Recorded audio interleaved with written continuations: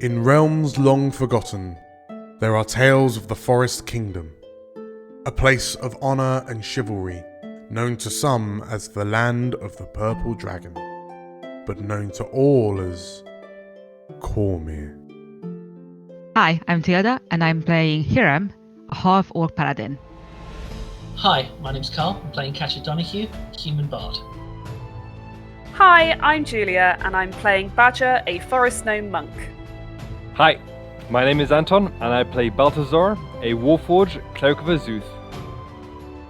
Hi, my name is Al, and I'm playing Slate, a changeling druid. Hi, I'm Matt, and I'm playing Zombo, who is a halfling rogue/warlock. And my name is Dan. I shall be the Dungeon Master on this adventure.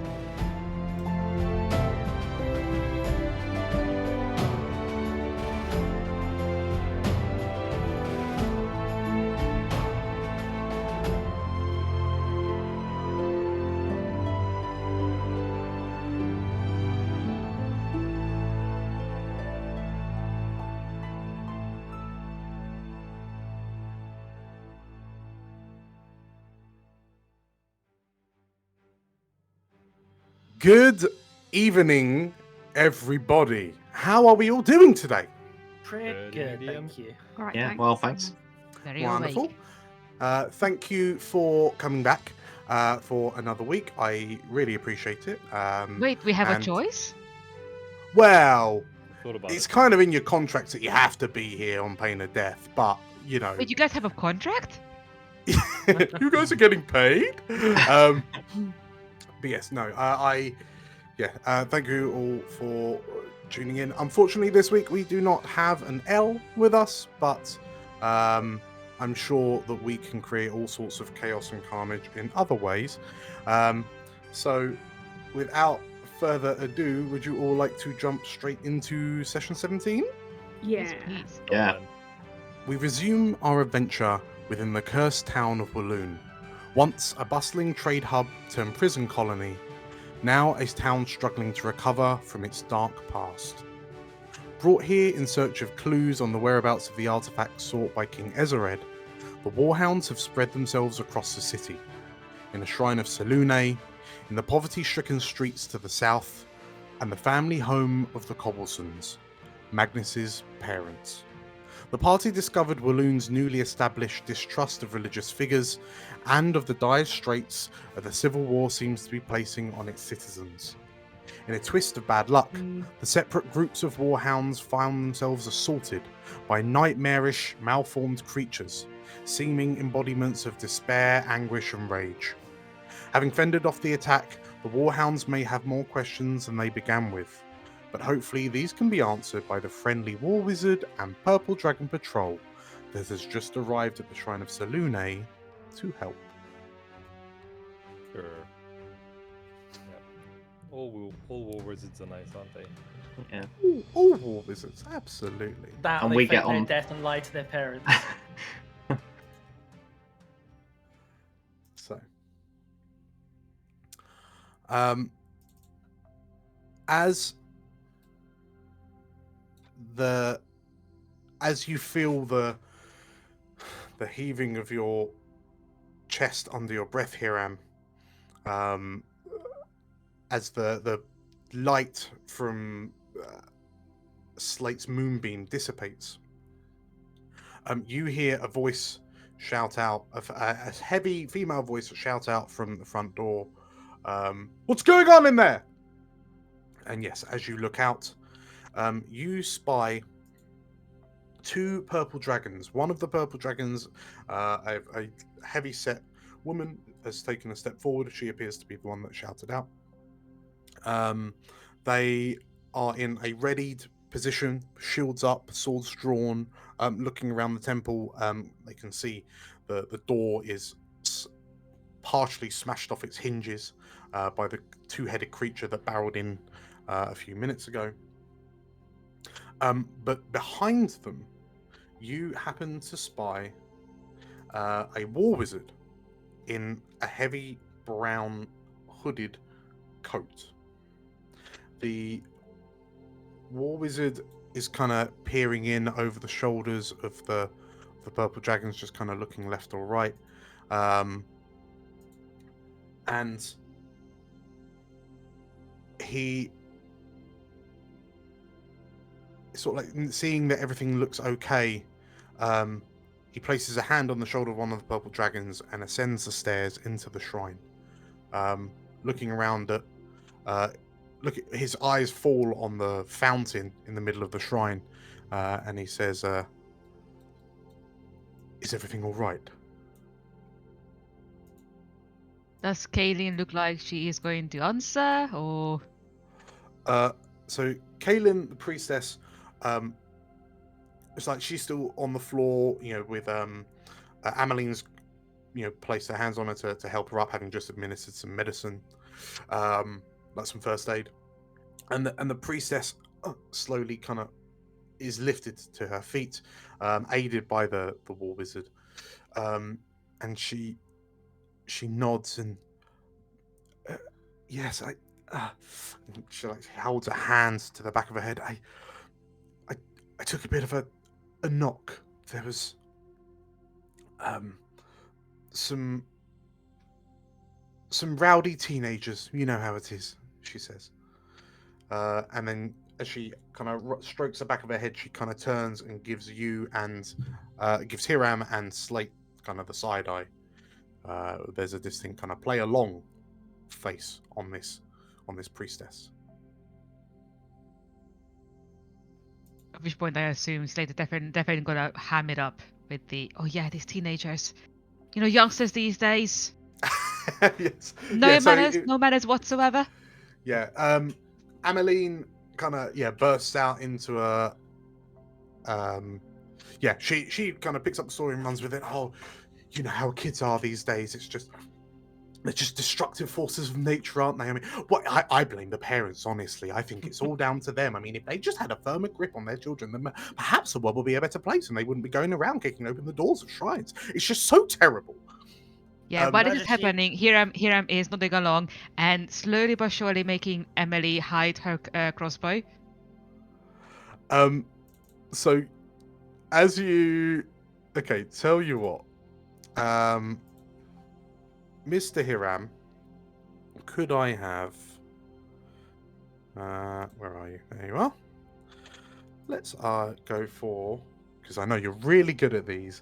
Let's go for a sleight of hand. Oh, yeah, I am fantastic As you at that. discreetly try to... I know, it's an 11. Okay.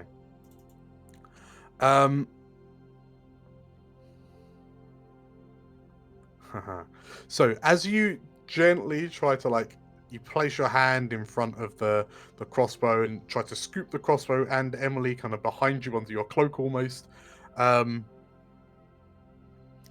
you notice the war wizard look over, and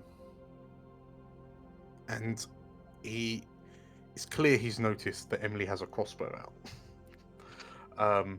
And he walks over and kind of kneels down in front of Emily, and there's like a smile on his face as he says, I see that you helped see them off, did you? And Emily just kind of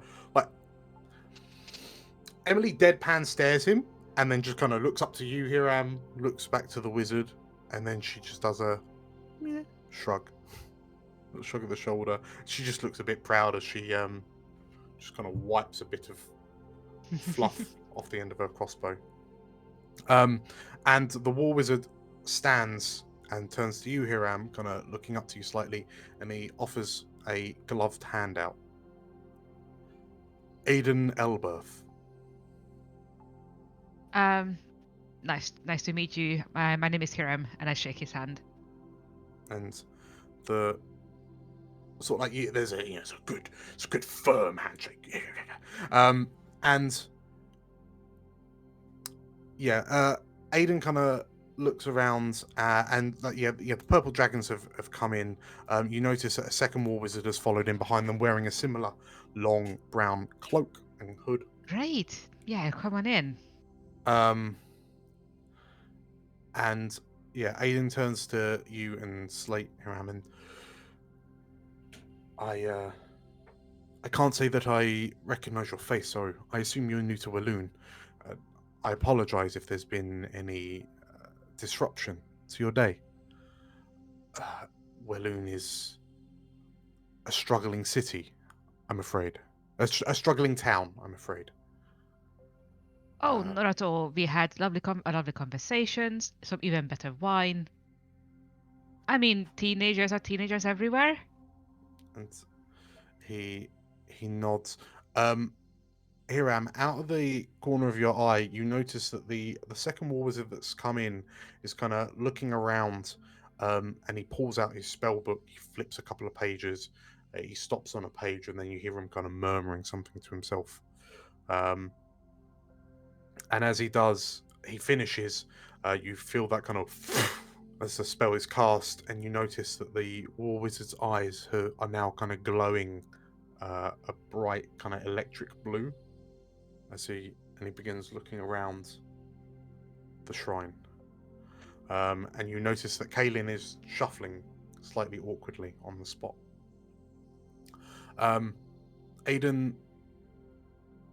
Aiden notices you looking over, and don't mind him. It's just a cursory, precautionary measure. I see. Well, actually, now that uh, you are all here, as you have noticed, we are new to town. I was Yes. wondering if there's anything that we need to know. Aiden holds your eye for a moment, and then, as I say, Wheloon is a city that is struggling. The civil war is certainly taking its toll on the population. Many of the able-bodied, many of the fighting fit citizens of the town have been drafted into conscription to help in the war against Raedra. What's left, unfortunately, are the dregs of society, to mingle with those that would struggle to defend themselves against such ne'er-do-wells. I wouldn't suggest the further south you go, the riskier it gets, so if you are visiting, I would suggest trying to steer clear of the southern district. It's an adventure down there, to be sure. We'll keep that in mind. Although we are adventurous, it's kind of what we are looking for. I see. As an aside, who is in your chat room right now? Your telepathic bond chat room. Everyone, who I is- hope. We all are, aren't we? Aren't we Yeah. all in one group? Whole group. Okay, so bear in mind with the bond, no one can hear what you're saying, but if you think something, Oh no, Hiram I'll be is able to- telepathically, broadcasting, "Hey, war wizards and purple dragons." okay. Yeah, so Aiden continues. We're doing well, given Wheloon's troubled history, we're doing what we can to ensure the safety of the civilians. I fear it's a bit of an uphill struggle, but we're doing the best we can. The amount of disturbances throughout Wheloon appear to be growing with every day, which is troubling, I suppose. But hopefully, all this trouble with Raedra will come to an end soon.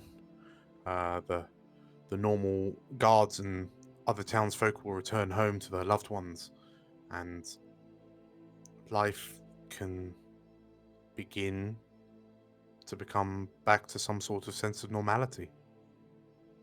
Yeah, I'm sure it's not gonna last too long. Aiden smiles, but it's like a forlorn smile. And as the conversation lulls ever so slightly, Katya, Balthazar, Zumbo, well, Katya specifically, you hear like a bit of a panicked sobbing coming from the bedroom. Katya pokes her head round the door. Mr. and Mrs. Cobbleson? The two, the cobbler and the seamstress kind of look up. They're kind of in the corner of the bedroom, like hiding behind the bed, kind of cowering, and seeing you poke your head in. Sylvia kind of looks up and,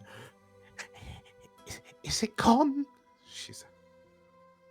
So yes, my friends were able to drive it off, so it's all safe now. Sorry to have caused this disruption in your business. And they kind of look at you and, well, yeah, they kind of look at one another. They look at you and then they slowly start standing up. Balthazar and Zumbo, you hear a knocking on the door. Hello? It's not the door. The door's open, but it's like they're still knocked on the door regardless. And as you peer around, you can see that outside are two war wizards in heavy brown hooded cloaks. Hey, come on in. Quick. And they step in, and one of them is a relatively tall man with a neatly trimmed dark brown beard, and there is a stern-looking woman with sharp, piercing, kind of silver eyes. That just her eyes appear to be flitting across the room from left to right. And the male war wizard says, "We were passing and heard a disturbance. Yeah. Is everything all right in here? Well, there was... Mr. Cobbleson, Mrs. Cobbleson." They're just in this room at the moment. There was... They're a little shaken up. There was a monster. There was a creature. It was just around here. Oh, I think it might be gone now. So what was it gone? As the Cobblesons kind of rear into view, they, like, you see the male war wizard kind of tilts his chin up and, "Mr. and Mrs. Cobbleson, are you all right? Are these adventurers speaking truthfully?" And the two old people, the Magnus' parents, just, "Oh, yeah," and they begin kind of nodding, and then they start kind of chittering and jabbering to one another as they start to try and verbally process their thoughts after everything that's happened. And Zumbo, is your tentacle still in under the stairs? No, as soon as the shadow creature went down, Betty would have dropped it. Okay, cool. So, yeah, the male war wizard steps into the room, kind of looks at you all, like he's studying you. Zumbo, Katya, Balthazar, you notice that the female war wizard pulls out a spell book, flicks it to a specific page, sees it, and begins mumbling to herself. And there's a of energy as the spell is cast. Do I recognize the spell? You recognize, as her eyes illuminate, that she has cast Detect Magic. Oh, okay. And this war wizard appears to be looking around. Like, she scans the room, and then her eyes, she looks to you all in turn, but then it's when her eyes land on you, Balthazar, that when she peers up to you, you hear her verbally say, "Interesting." I'm a golem. No, he's joking. He's a devotee of Helm. It's a oath he had to make. He's been magically bound into his armor until he has completed his task. And in the chat room, she's like, "Play along." Nod. Yeah, that's right. Yeah. The female war wizard kind of looks to you, Katya, as you say it, And like you feel like your head's being drilled into as she's got such an intense stare, and like jerky head movements make it look like you're being preyed on. But then her head switches back to Balthazar and she nods, like her facial expression softens slightly, and that's a worthy and noble cause, Sir Knight, she says.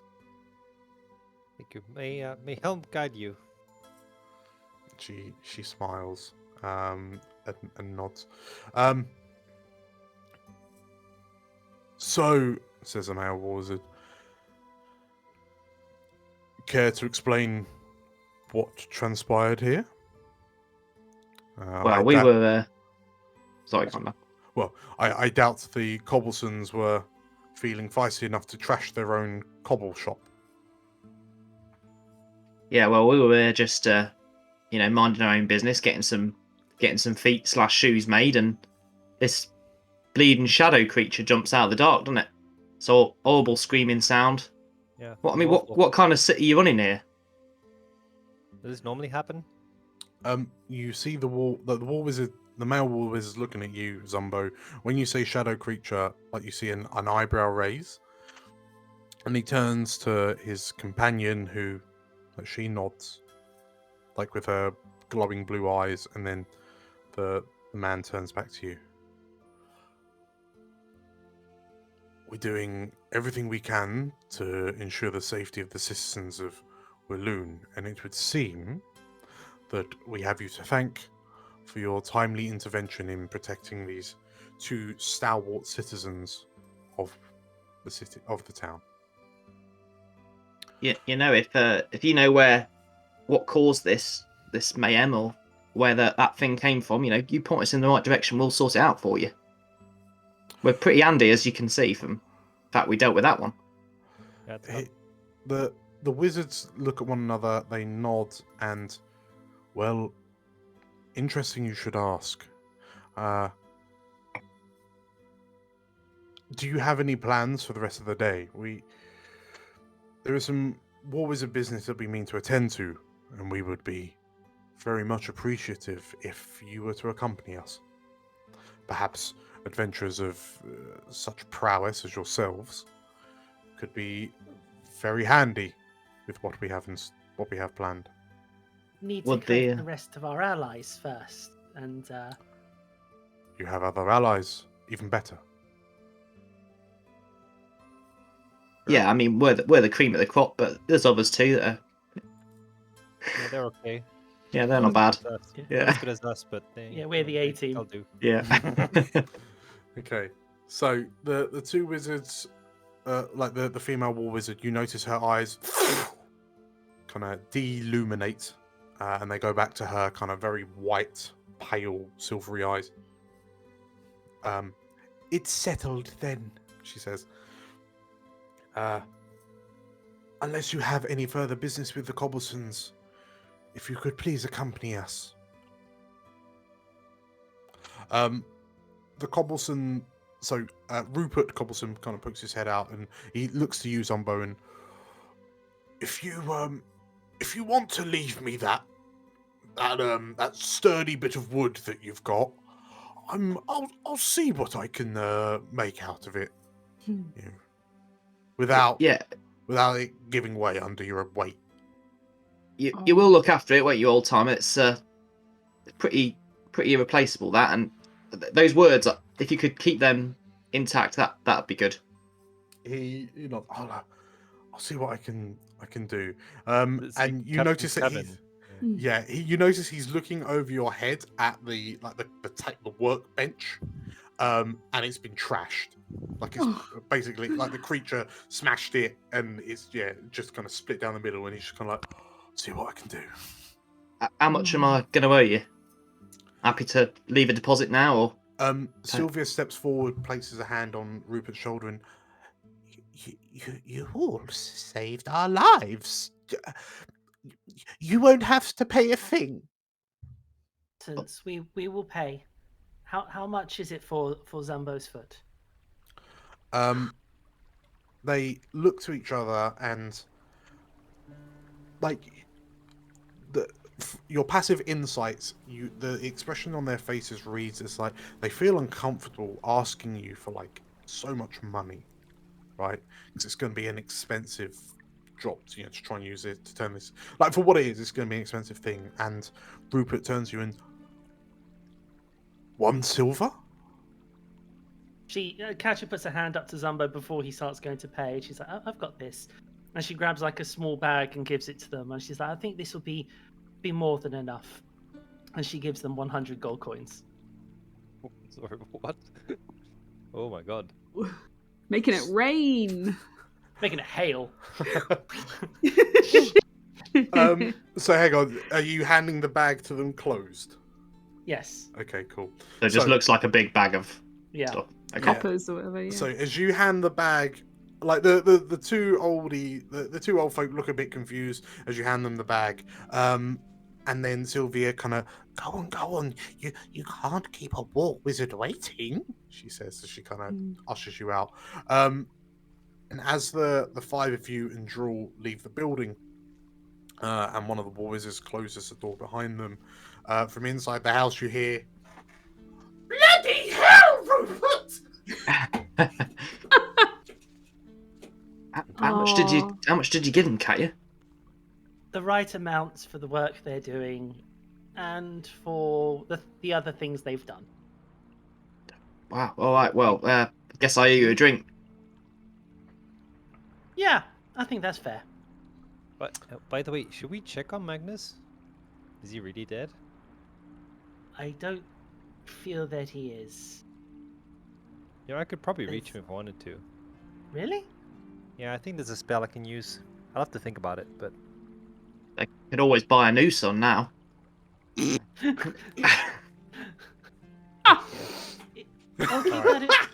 keep that in mind. On that note, off we go. Wow, we were okay. And last but not least, so in the streets to the south, Badger, as you well, what's your immediate reaction? Because moments ago you've just seen Garabrel go, enough, and you turn this thing into cooked liver. Like what's happening? Badger sort of pants heavily for a second, just staring at where it was, and then she looks up at Garabrail and goes, "That was badass." You hear a voice from behind you say, "That was dangerous." As a female war wizard in a long brown coat with a hood steps in and studies the two of you and says, "I don't recognize either of your faces, but I hope that you," she says, pointing at Garabrail, "I hope that you're registered with the relevant authorities." He's with me. And she looks at you and, "What are you, his carer?" Oh, we're Warhounds. You've heard of us. As you say that, like Garabrel starts saying, "I am not part of the bloody war," and the war wizard Do I cuts him kick off him in and the says, shin? "Oh, you're part of the Warhounds. Well, I beg my pardon. I had not expected heroes of your stature this far south. I understood that you were situated in the areas around Arabelle." We are. We're just passing through. We just got here today. She nods and, "Welcome to Wheloon." Thank you. I'm Badger. This is my colleague, Gary Braille. Gary Braille. "Pleased to meet you, Gary," she says. "Pleased to meet you, Badger." Badger just has a grin plastered to her face as she realizes what she just did. It's fine. My name is Cressia, she says. I'm part of the War Wizards contingent stationed here. I see you have met one of our lingering problems. That you know about them? She nods. Remnants of Wheloon's dark past. They are sometimes referred to as shadow spawn. They are the congealed forms of negative emotions that dwelled here within the walls of Wheloon during the 30-year its stint for 30 years as a prison colony. Whilst Wheloon now is open to the public, it is unfortunate that some of the negative emotion lingers here and sometimes presents itself as creatures like this. Oh, I mean, that's for emotions to manifest as real things. That must take powerful magic. She nods and she looks at you, and there is a look of utter seriousness on her face as she says, "The magics of Shah are not to be trifled with." Ooh. Yes, we had heard about the Sharan troubles. I mean, I suppose it's a fairly core Cormyrian history, isn't it? And she kind of looks to Gary Braille as if to say, look as if you know your Cormyrian history.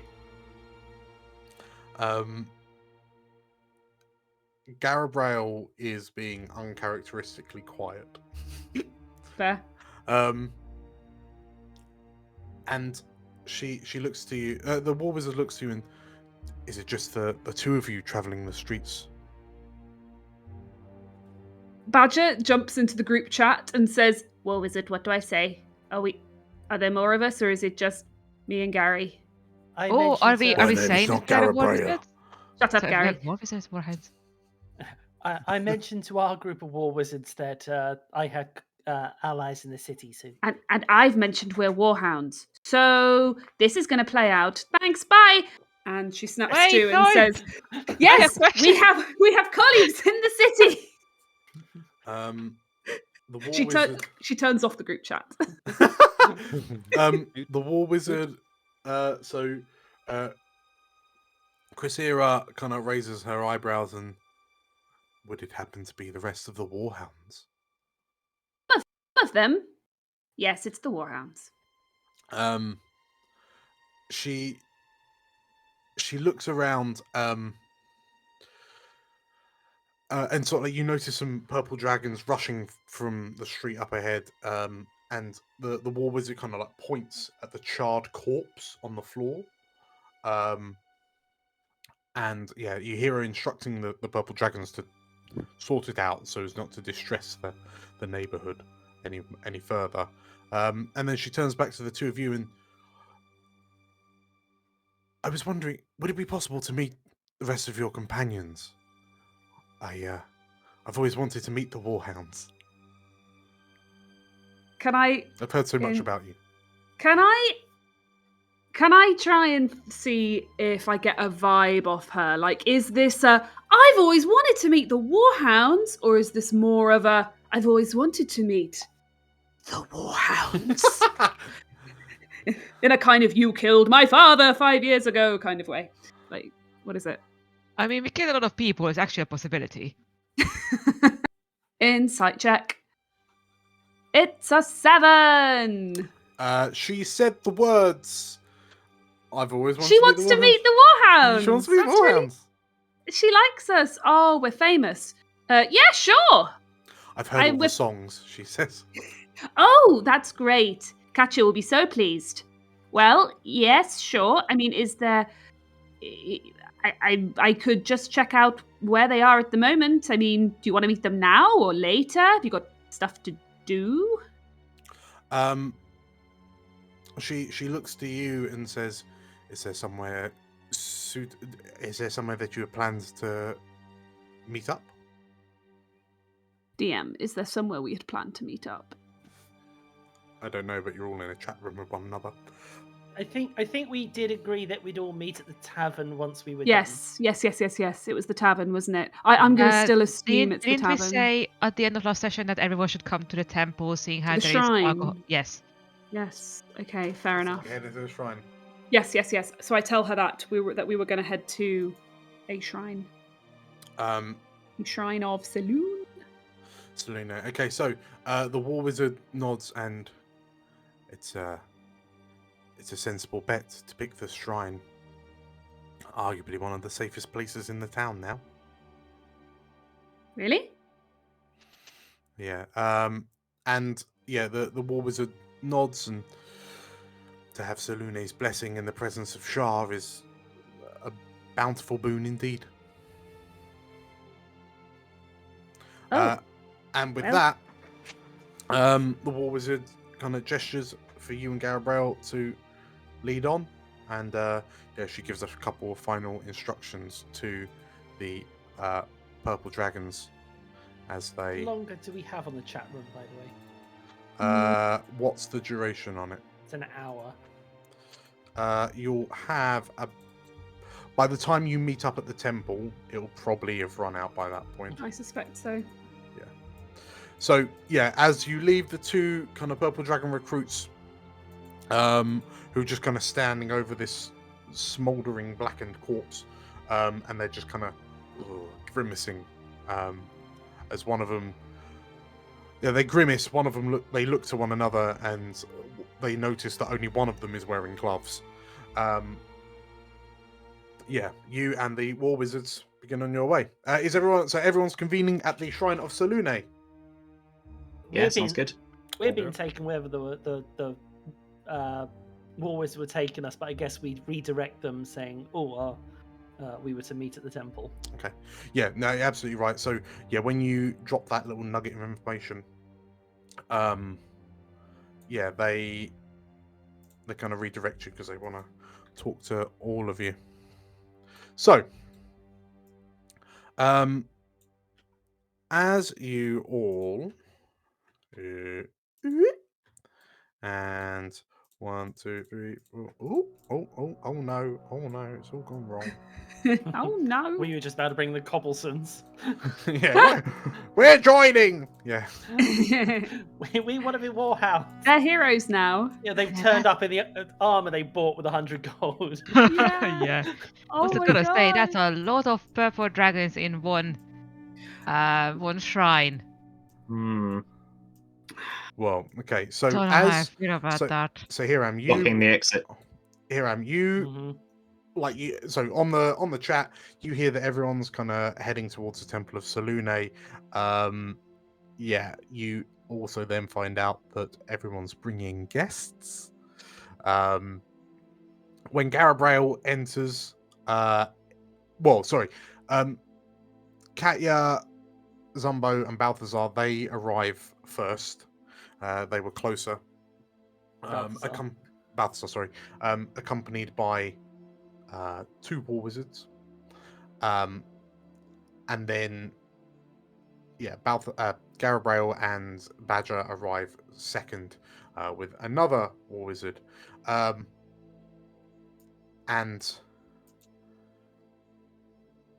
as everyone kind of gathers in the room, Slate kind of slinks off and starts like schmoozing with the War Wizards and kind of getting to know them and talking to them and acting all kind of interested in them.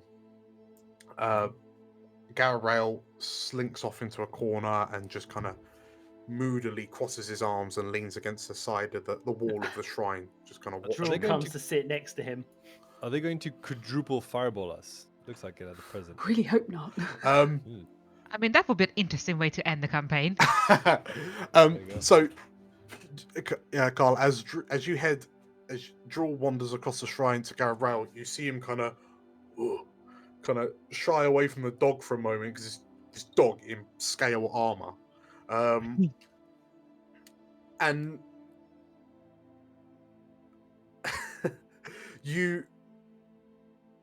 they say nothing, but there's an intense kind of staring match between the two of them. You kind of get the feeling that they've probably gone into their own private chat room, and Garabrail and Drool are just Mate, I know. Are they? Well, you don't know. It looks like they're talking to each other in a private chat room, but you can't. You have no idea what. Like they've locked it. There's password protected. You can't get in. But yeah, Garabrell's just looking at this dog, utterly bewildered and bemused, as George just sits on the ground looking up at him, just.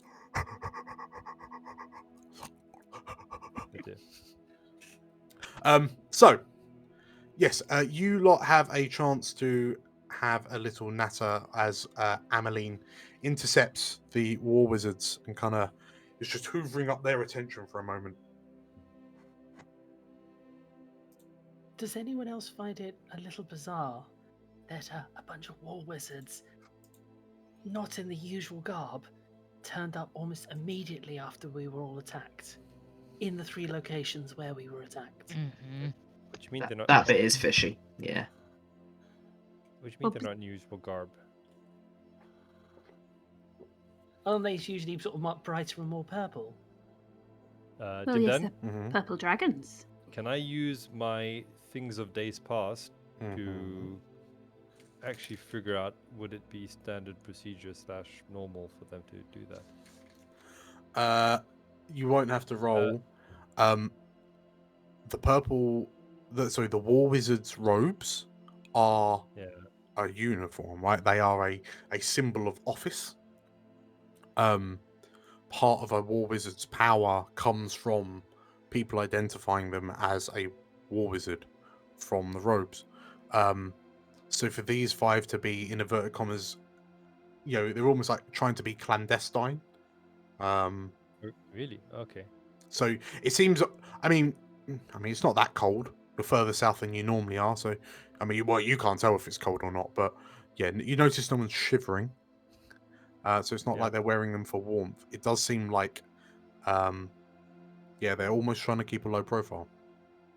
Okay. So I guess they're probably not that popular around here, are they? So if the streets are a little bit dangerous, they probably want to. Don't blame them for wanting to put a coat on. Yeah. So Balthazar will just tell everyone that it's not standard procedure. So either they're trying to keep it low, or they're not war wizards. Where's Hiram? Oh, under Balthazar. Okay. They've got Sorry. They've got spell It's books. okay. See you there. I saw them use magic back at the Cobblesons. Something that made their eyes glow. Kaylin. Actually, what? Oh, sorry, go. This would be honest, a Kaylin. Hiram would try to kind of keep it quiet and ask her, why did you not want to tell them about the creature that came in? Kaylin, you see her kind of, her eyes are flittering to the war wizards and back every so often, like a shopkeeper keeping an eye on a known shoplifter. And she whispers back, in recent time, the war wizards they've been more and more busy recently. I don't know, they're help, they're known throughout the town. They don't keep the fact that they're here a secret, but I always find myself, I'm always wary when a war wizard's snooping around. It's just I just don't like how they can enforce their authority on someone who never asked for it.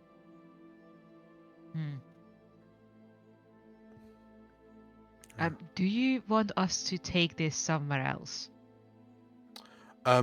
She kind of looks to you and, like, she seeing the war wizards literally blocking the exit to the shrine. I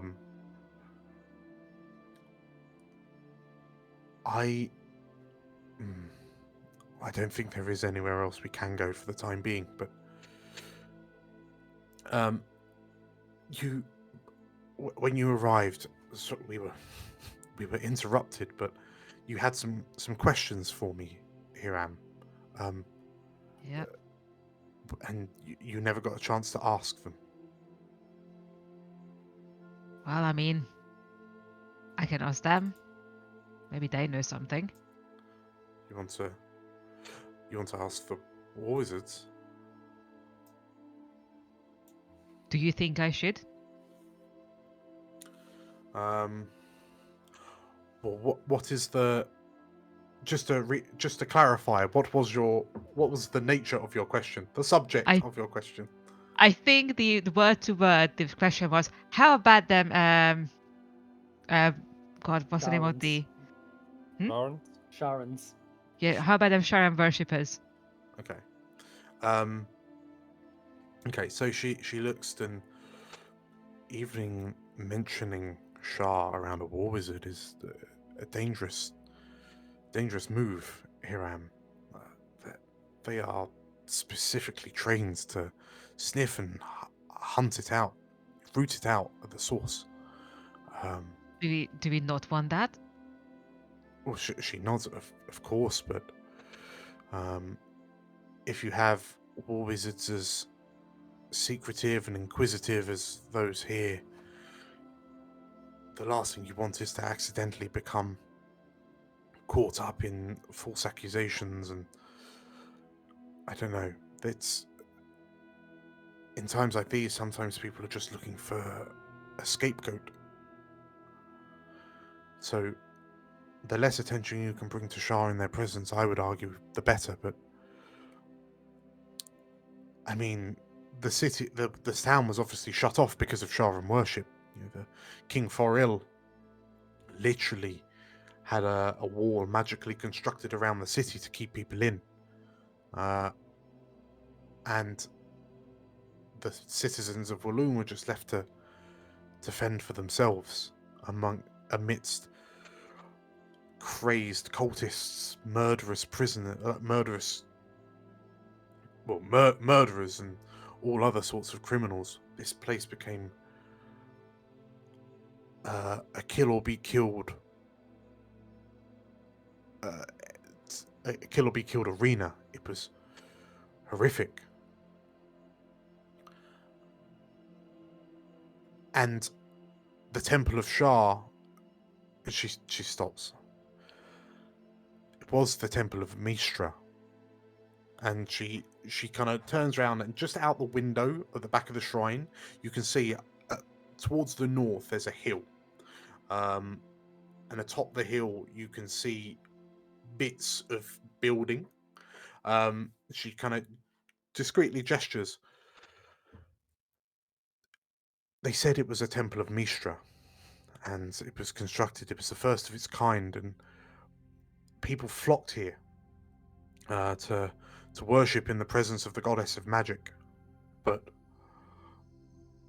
it took us too long to realize that it was all a ruse.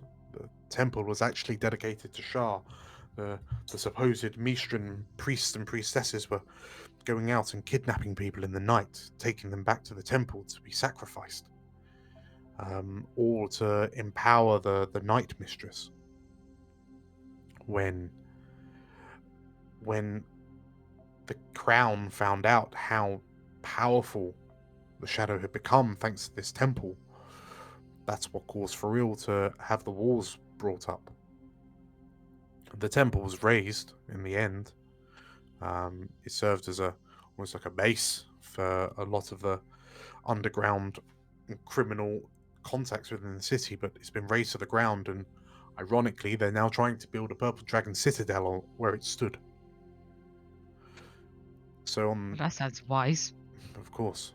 I mean, in terms Although of public I have image, to point out, yes, you say that they are super suspicious and we might be in trouble, but look how patiently they are waiting for us to finish our chat. Ameline is keeping them occupied. Yeah, Ameline knows how. Just her arms are out, and she's like, "Oh, how are you? Oh, you know what? My favorite flowers are dandelions."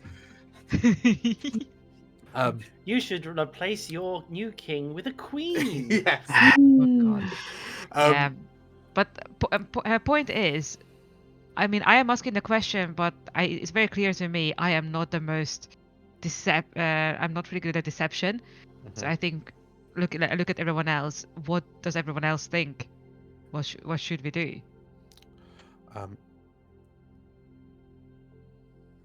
Yeah, sorry. The priestess finishes, sorry, by saying, on face value, Shah has been eradicated from Wheloon, but all it takes... I mean, clearly not. All it takes is for one person to harbour the shadow in their hearts, and the cycle begins again. This is why Selune has, since creation, battled with her sister in an attempt to keep Shah from attaining more power than she's due. And if you were a betting woman, and where would you suspect this shadow to be gathering in Wheloon right now? If people were wanting to kickstart the old Shah worship stuff again, where would they go? Have you kind of informed her that you were, well, not informed her directly, but has she overheard that you were all attacked across the city? Would that have come up amongst yourselves? I don't think so at this point. No, I think when I think about it, what happened? Am I correct in assuming what happened is all of our friends came in. Like Hiram gave like a very vague warning, like, oh yeah, all of my friends are meeting me here, by the way. Mm-hmm. Everyone came in, and then we sort of just chatting with each other. Like she has no idea who we are. She would have introduced, all of us. Hi, I'm Kaylin. Hi, I'm Kaylin. Yeah. Yeah, we are entering her shrine, so at least we'll be on a named basis. Yeah. Except for Garabrail, who's now Gary. He's being he's sulking over in the corner. I will never call him anything else ever again, by the way. So Kaylin looks to you, and like her eyebrows raise. Is there anywhere in particular? A beast made of shadow entered a shrine of Selune with no ill effect. I think the shadow is all around us. Yeah, right, but there must be somewhere they have their meetings, eh? Last time it was underground, so maybe we can start there. Team huddle. Very quickly, sorry. We are already team huddling. She basically looks to Kaylin like it's her Warhound. Okay. I'll sing the Tears of Wheloon as payment later, but just quick team huddle. Kaylin swaps out with Ameline. Can I just ask what was going on when the creatures appeared for you? What was happening at the time? Well, we were drinking wine and just... Actually, I think she was about to ask something or say something, but we never got around to it. And what was your creature? It was this two-headed monstrosity. Yeah, I was praying for Shar to come, so no surprises there. I think everyone looks at Balthazar for a second. What? We'll work on your humour later, buddy. Okay. Because as I think about it, Magnus's parents were, until I told them the tale about Vigilante Magnus, they were extremely upset, and the creature we fought seemed to be filled with sorrow. How about you, Badger? What did you and Garabrail end up fighting? What was happening before it appeared? We'd just been accosted by thugs. I think they probably wanted our coin purses or something. And the creature, Dan, remind me what emotional state our creature was in. Was it sort of sad or scared or? Yeah, when it got close to you, you were overwhelmed with sorrow. Sorrow, that's it. Yeah, we had a big, tall, lanky monster that just seemed to be really, really sad. And what again? I think I've got them all muddled up. So yours was crying. Well, it was crying. Okay, then... so I'm not completely off then. They were all sad. That's what we were I think ours was angry. Yeah. Yours was angry. Very angry. Okay, It was probably embodying Emily. I think one was scared, wasn't it? Yeah. One was scared, one was sad, and one was angry. Yeah. Do you think So it connects to maybe- the emotional state of the people who live here? I'm thinking maybe heightened emotions, like, you know, thinking that your son is dead is a strong emotion. You know, any some family member. I know when my mother died, I was extremely distraught for a while, as long as Ursula would let me be. But Out of I character, think, Carl, but this happened Yeah. after you told them that he might be alive. well, that's what I'm sort of getting at. Like maybe the emotion had already manifested before she then started trying to fix it. Tell you what, we're gonna have Katya, Zumbo, and Balthazar roll a retrospective insight check. Okay. Not my strong suit. I got a 9. 2. 13. Can Apparently, I have guidance? Balthazar is the most in tune with his feelings. So, Makes sense. in actual fact, yeah. So Balthazar, like you're hearing what Katya's saying, and like on the face of it, like you kind of agree with what she's saying, but there's something that doesn't sit quite right. And as you kind of mull it over in your head a little bit, you realize because it's something that you felt yourself. The creature wasn't like scared or anything. It was lost. Okay. Right.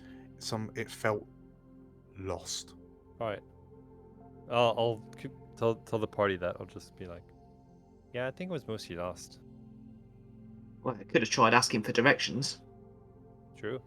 I guess this probably isn't So the it's like, best time for me to. Like a loss, a confused kind of.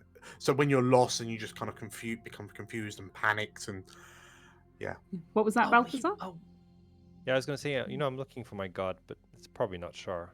Maybe I shouldn't go. I hope it's not Char. Yes, That could be a problem. You know? Are we the problem? Are we the baddies? I mean, Maybe. Balthazar is searching for. I mean, all three of us are really Balthazar, me, and Zumbo. We're all searching for something. You know, Garabrael is well, I don't think he's exactly upset. Well, maybe. I mean, you both technically, your home is an issue of Lost sadness. position. Yeah, and she kind of looks around to Emily and then up to Hiram, and then across to Amelie, and it's like, I feel there may be not, especially maybe with Emily. Emily has a lot of internal anger, and I think you're dealing with a lot as well, Hiram. I see what you're getting at, but I don't know. Do you feel like we are still missing something? There's definitely something missing. Oh wait, we are in a team huddle. Do we actually? Can anyone remind me what we know about the artifact that we are looking for? Not an awful lot, I don't think. Yeah, only that it can control minds. Commands total loyalty, doesn't it? You are here to you've been pointed in the direction of Wheloon by Renner's vision, but so I guess you're hoping that you'll find something out about it. Here. Can we speak to War Wizards? That might absolutely. take us in the right direction. So you notice. So as you break the team huddle, you notice that Kaylin's just about lost control of the War Wizards. Go Warhounds! So Kaylin just kind of moves away because she realizes she can't kind of stall the War Wizards anymore. And Aidan Elberth, he steps forward. He would have introduced himself to all of the newcomers as they arrived. Just kind of, there's a looking at direct eye contact, smiling. Oh, yeah, pleased to meet you. Pleased to meet you. One of the war wizard that came in with Badger and Garabrail. She's kind of a bit bouncy on her feet, and you overheard her say, "This is all the Warhounds." But yes, Aiden steps forward, and yeah, he looks to you and thank you for coming together so quickly. I understand from my colleague that you, he says, kind of gesturing to Katya, Balthasar, Zumbo, you have agreed to help us with a little mission of ours. We appreciate that, and in return, if you have, if there's anything that we can do, we are more than happy to help. We agreed if our party would agree, so at the moment it's not assured, but we'll see what you have to say and decide if it is within our best interests. Mm-hmm. Truth be told, the request we help is it's more of a motivational thing, if anything. We feel that if there are adventurers, unknown faces accompanying the war wizards whilst we patrol Wheloon, looking for threats and dangers, it might convince the townfolk to be a bit more open with us themselves. Put on a more friendly face. Sometimes we worry that the uniform puts some people off. You want us to go on patrol with you? If you would. Oh. But that's something that, we don't have to do that immediately. And so if there is anything that we can help you with, we will see if we can address that first. Actually, I think patrols sound like a good thing to do. We could get to know the area a bit better that way too. Mm-hmm. Sure. I agree. He nods. He turns to you, Balthazar, and a Knight of Helm, eh? Yeah. And he looks at you and you notice he's looking at the backs of your knees and your construction. It's immaculate. Yeah, the wizards did a good job. And he looks to the rest of you. I assume an import from Lantern or Sembia, maybe. I understand that the Sembians have developed autonomous constructs as well. It was a payment from the Coco? She keeps wanting to. She keeps wanting to call him Coco, but she's like Calco for the things that happened with Garabrail. These yes. Aiden's face darkens and Tecalco. I know that name. And I'm glad that such a slimy snake was ejected from Cormyr's borders. Good riddance. Oh my god, you understand. He was so annoying. Normally it wouldn't be that much of it wouldn't command that much of my attention, but I heard that one of his constructs tore up part of the docks in Suzail. And I'm glad he's gone. Yeah, funny story. Yes, our friend Balthasar here is a step towards penance for all the wrongdoings he tried to inflict upon us. Aiden nods and then looks to you, Balthazar, and if I may be so bold, I would love to get to know you better, Sir Knight of Helm. Have you told him your name? Sure, Balthazar. Okay. I would love to get to know you better, Sir Balthazar. Sure. Okay. All right. And Are we gonna go Aiden patrolling? nods. Is that a thing? Sure. So, in which case, yeah, Aiden smiles. He turns to Kaelin and nods, and a pleasure to see you as always, Lady Zimmerman. He says, and like he looks to you. He carries on looking. He sees Garabrail. There's a tense moment between the two men as they stare at each other. And then Aiden, well, let's go then, he says. And as he steps off, the war wizards kind of filter out around him. And yeah. Garabrail looks up to you and, patrol? Really? Technically speaking, we were patrolling before, just unofficially. Yes, but what's the chances of us finding what we need whilst wandering the streets with them? Well, Chances of us being attacked by monsters in the first hour of us being in the city. but That seems to be also a some call. of us, not obviously not me, are pretty good with getting information out of people. Maybe we should try for that too. Yeah, you notice that Garabrail's kind of looking at you like and it's a, what? You can do that? Yes. Have you ever tried using your words? Yeah, he looks to you and he goes to retort, but then he just grunts at you. You see him kind of dip down and he ruffles Draw's head and, come on, he says. Oh.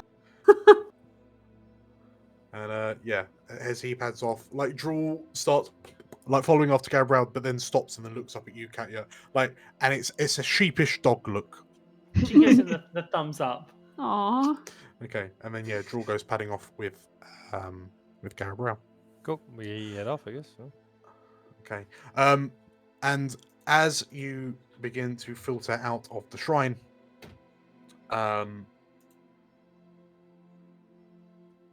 Kaelin shouts out to you, Moon Maiden bless you, she says, as you leave the shrine. Helm, watch over you. Katja starts singing the Tears of Saloon as she leaves the place. Okay. And yeah, as you leave, you see Kaelin kind of looking around the shrine, and like there's all dirt and road muck that's been dragged in, and you see her kind of head over to what appears to be a broom that's propped up in the corner. Sorry, she stoops down, picks up a bit of the fountain that got broken off by her head earlier, and then here I'm just going to go back and say, like, listen, I know that you are probably not happy about this, and I'm sorry we are not staying to help clean this up. But here, I'm gonna give her. How much gold would I give to help repair this goddamn fountain? Oh, at least 100.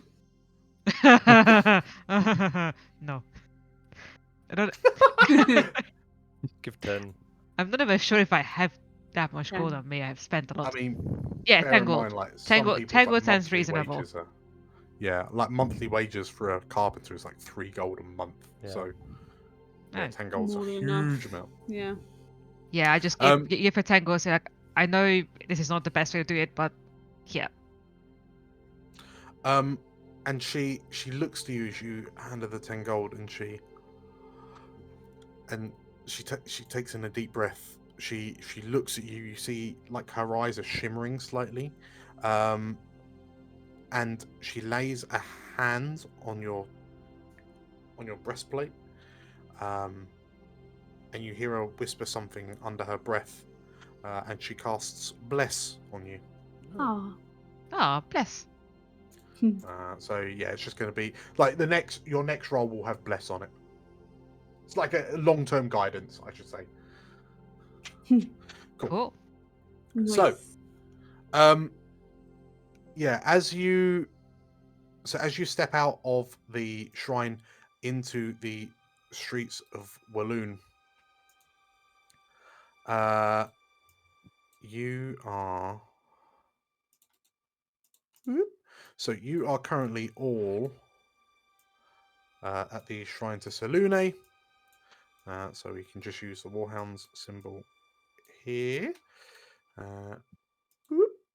So, yeah, we find you at the shrine of Selune. The war wizards look to you and was there? Aiden says, "Was there anywhere in particular that you wanted to go first? And if that's if there's nowhere in particular, left or right?" Well, I've been pretty interested in the southern district, actually. Yeah, they Just heard it's really nice. Aiden tilts his head and it has character, yes. And like look into the other warhounds. Is there any other suggestions, or No, you happy to go? Happy to go counterclockwise. Okay, cool. So in which case, yeah, you begin kind of traveling counterclockwise around the town, and you notice as you're walking along, like the citizens are kind of peering out. When they see the war wizards, they instinctively kind of like shy away. But the war wizards just seem to be kind of steaming on regardless. Ketcha, do you want to sing Blood of the Warhounds? As we're marching down the street? Give me a performance check and I shall do my best. Okay. Bam. Oh, 26. holy moly. 26. Okay, so as you're walking through the streets of... as you're... Oh, -1 to performance for Balthazar. So That's cute. adorable. Okay, so Katya, as you're walking through the streets of Wheloon, you take out your lute and you begin playing the ballad. The dark-skinned female war wizard, kind of her eyes light up, and I love this song, she says, as you start playing it. Sing along. And you get through the first stanza, and then Anton, I want you to recreate your addition to the second verse and onwards. We have the second verse of it. We don't even have the first verse, really. Should really write it down at some point. But Okay, not necessarily words, but I would like to hear your melody, Balthazar. Oh. Because we are very roleplay dependent in this group, so I'm going to need you to back up that 6 on performance. Hold on, I'm just writing down the lyrics. Oh, dedication. Good effort. And the Warhounds came marching through, killing all the enemies in sight. Beware, beware, the Warhounds are coming. Very good. Very good. Inspiration for Balthazar. Yes. Yeah. So Cash is like in front, like singing with the lute, and Balthazar's at the back, just singing along. hammering against his chest, making like clanging drum sounds. Like paraphrasing the words. It's close enough. Yeah, there you go. Perfect. Okie dokie. So, yeah, as you go around, you notice that more people, like as your song plays out, yeah, the people of Wheloon seem to be sticking around a bit closer, a bit longer. Sorry. Kind of interesting to see what's happening. As you're going, yeah, Aiden turns to you all and says, "So what is it that brought you to Wheloon?" He says to Badger. And Zombo. He says to Badger and Zombo. What brings you to Wheloon?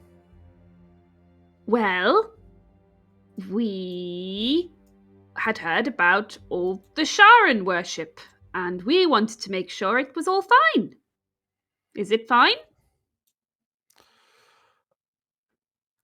He takes a breath, and it's difficult, but we're doing our best to keep it all under control. Yes.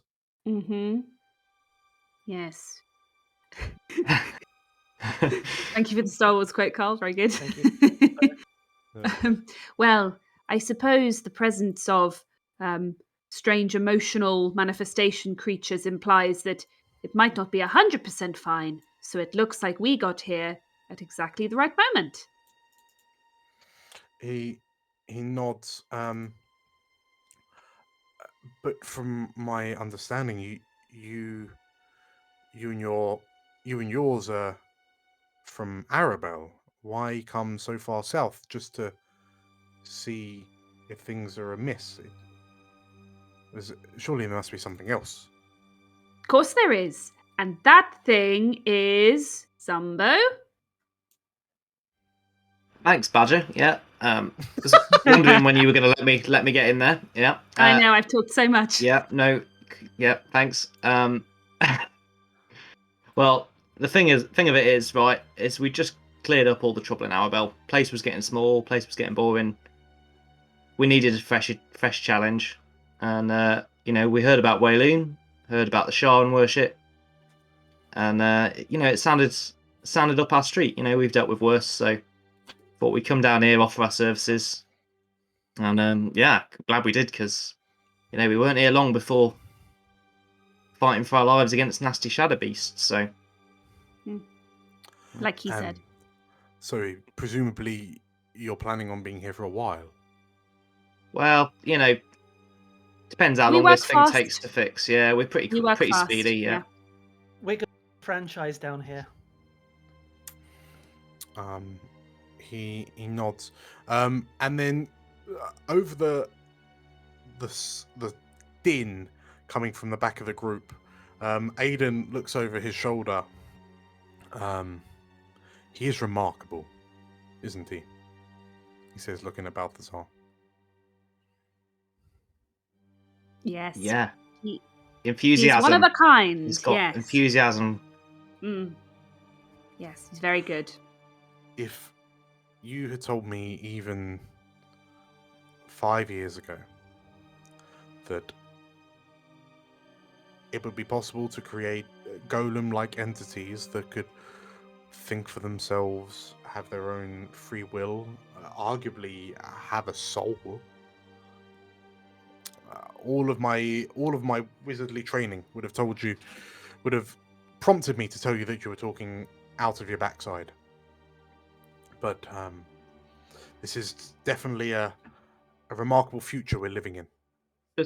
We haven't mentioned that. I thought we just said that he was a knight sealed in armor. I'm confused about that. He figured it out because he looked basically between the joints of the armor. Yep. So he knows he knows we lied, but he's not really called us out on it. He basically is convinced he's one of the clockwork. Okay. Yeah. So that's what he thinks. He thinks Balthazar is one of Takalko's clockwork. Okay. Okay. Yeah, he looks, and the things coming out of Lantern boggle the mind. I've heard that they're equipping some of their soldiers with weapons. They're hollow metal tubes with some sort of alchemical reagents that explode when lit, and they're using them to fire projectiles at high speeds. It sounds dangerous. They explode and then they fire the thing. Yeah, poor people. True. I mean, it sounds remarkable, but that is, you're absolutely correct. It does sound dangerous. I mean, what's wrong with tried and tested magic? Well, the thing you got to realise about our Balthazar, right, is that, he's many things, and like you say, he's pretty amazing, but he is not a weapon. So, anyone you talk to and tell him about, you made that clear. He's definitely not a weapon. Not dangerous at all. Big softy, really.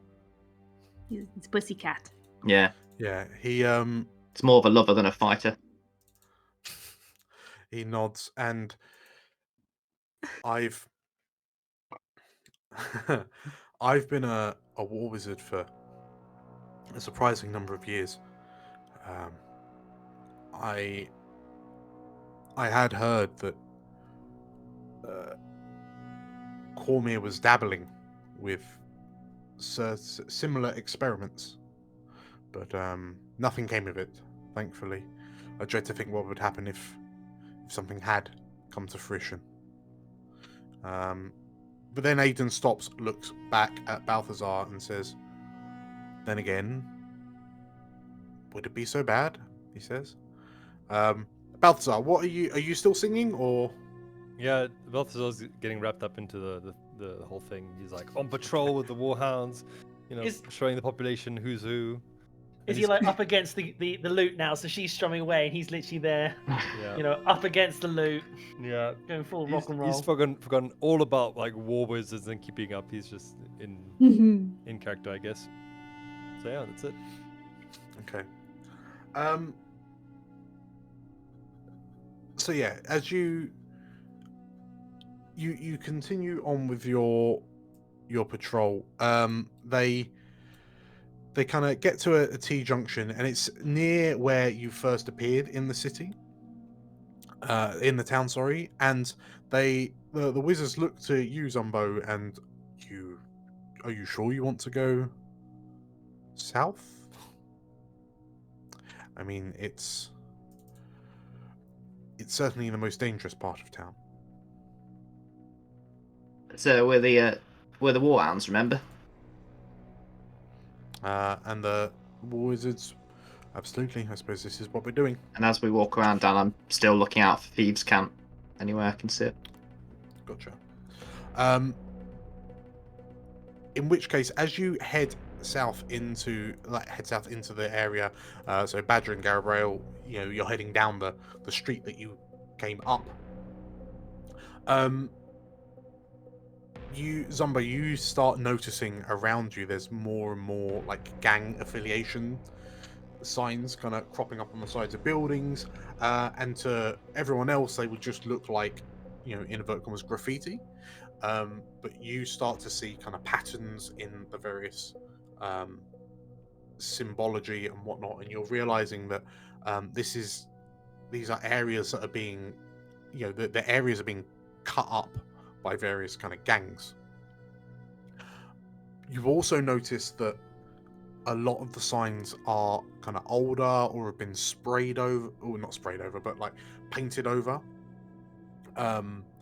So it's clear that territory is changing hands at a relatively rapid pace. But looking around, you notice that like everyone around they all look a bit scrawny. They all look a bit weedy. Like a lot of the people around are young.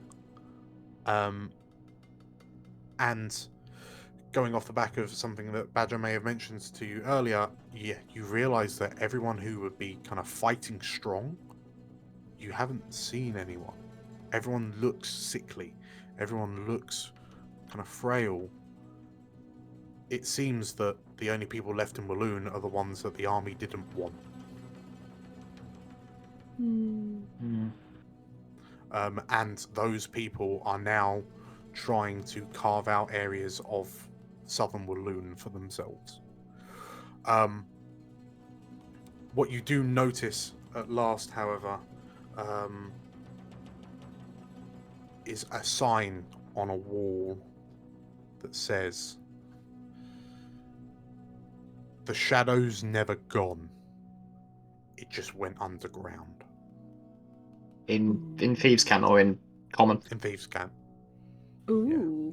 Yeah. Okay. I don't want to.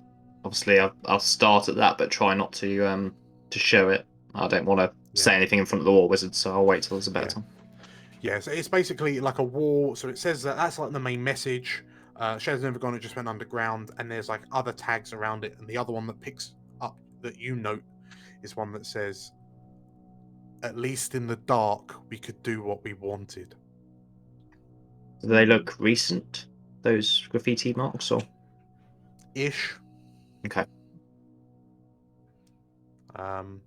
So yeah, the impression you start to get from it isn't so much that these people are avid Sharan worshippers, but they did have personal freedoms.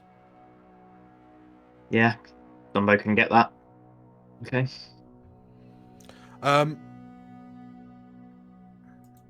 So yeah, the wizards turn to you, Hiram, and they look. Yeah, as you're walking through the streets, one of the wizards says to you, "I bet you don't see anything like this in Arabelle, do you?" What do you mean? People? Just all this suffering, this despair. Despair is everywhere. That's not. This is not a new thing. It's just a bit more obvious here. The war wizard nods. Hopefully, this whole mess between Raedra and the king comes to an end soon. The sooner that ends, the sooner the people of Wheloon will return home, and perhaps this place will actually become the trading hub it was supposed to be. Hiram is going. Can Hiram look at them and kind of gauge how invested they are in the king winning? You can, if you give me an insight check, s'il vous plaît. Okay. 19. 19.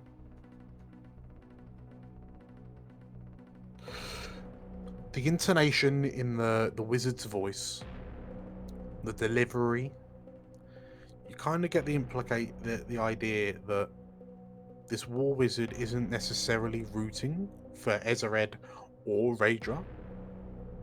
It was very much a case of it should probably be over. Okay. The sooner it's over. And yeah, as you kind of suss it out, like the wizard looks at you in the eye, and there's like almost like an unspoken understanding between the two of you. Yeah.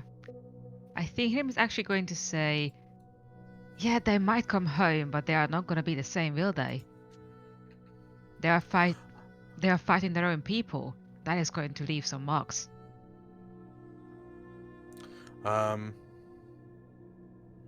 Yeah, he nods. I would say, once upon a time, I would have said it could feel different. I was sent to Cormyr during the War of Shadow, and it was easy when you were fighting them, when they weren't part of your tribe. But I suppose the scary thing about a civil war is that even though they are your fellow countrymen and women, they are no longer part of your tribe. And it's upsettingly easy how quickly the common folk can place their fellow citizens in the other camp. And he looks around. This whole city, this whole town was condemned to them.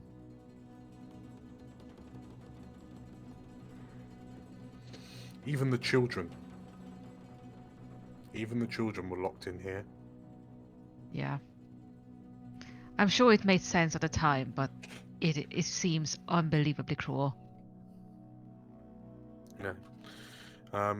They nod, and as you've now kind of exited the South District, and you're beginning to head up towards the cobbler's shop that Katja, Balthazar, and Zumba are at. The conversation kind of dies down a bit. You pass Cobbleson and Son, and then you keep on heading in a northeasterly direction. And off in the distance, you can see, kind of on a raised, on an elevated above the town, You can see what appears to be, you just about make out like a construction site, if you will. And Aidan turns to you all and, did you want to have a look? Why not? What was there before? I mean, no, we already know, but she. Yeah. So Aidan, as you begin kind of walking up this hill, that irritatingly gets more and more steep the further you go up. When they constructed it, it was a temple of Mistra. It was designed to be a temple of Mistra. It was one of the finest, one of the finest in all of Cormyr. And such a lot of care and attention went into it. Space for communion, space for prayer, space for ceremonies.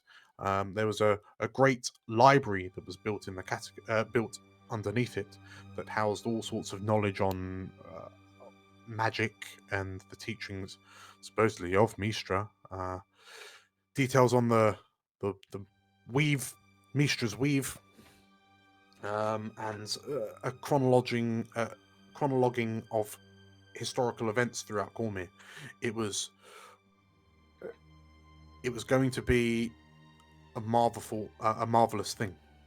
I don't suppose any of this underground library's still there, is it? I'm a big book guy. I don't know if you can tell from looking at me.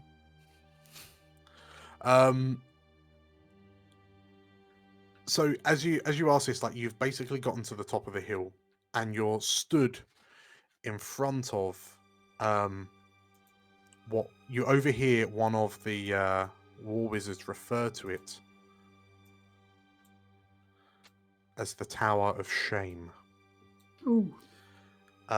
In front of you is what appears to, effectively it's clear that the whole thing was just raised and they're building fresh, because it's just like half-built walls of what appears to be a garrison or a keep. But yeah, as you get to the top, Zumbo, as you ask this, Aidan stops and he turns to you and says, well,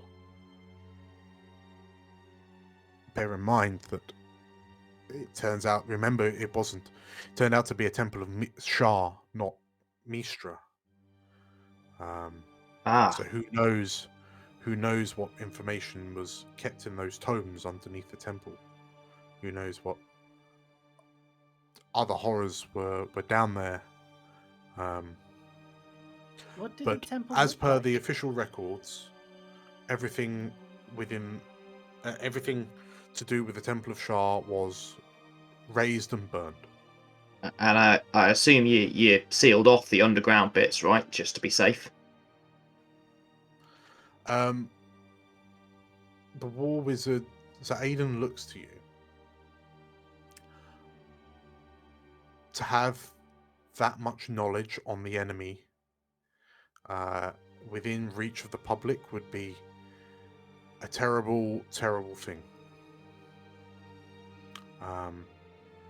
He looks to you lot, and he looks to the other wizards.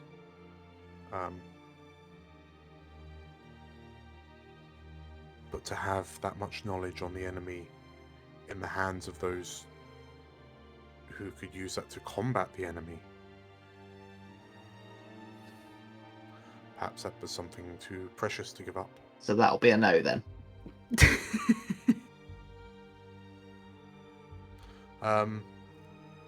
Tower no look one... like? Say again? What did this tower look like, mind me asking? When would it have happened? Yeah, I think, Katja, you would have been too young. So one of the, as you say this out loud, one of the war wizards kind of opens their hand, mutters something under their breath, and a minor illusion appears above their hand, and it depicts this glorious, this beautiful, like tall, towering temple, covered in ornate decoration and embellishment. Like the thing looked immaculate. More impressive than the temple to Timora in both Arabelle and Suzail. So not what she saw in her vision then. No. Yeah, Aiden looks to you all and says, "No one comes to Wheloon on a whim. I feel like you're searching for something. And as I say, we might be able to help you."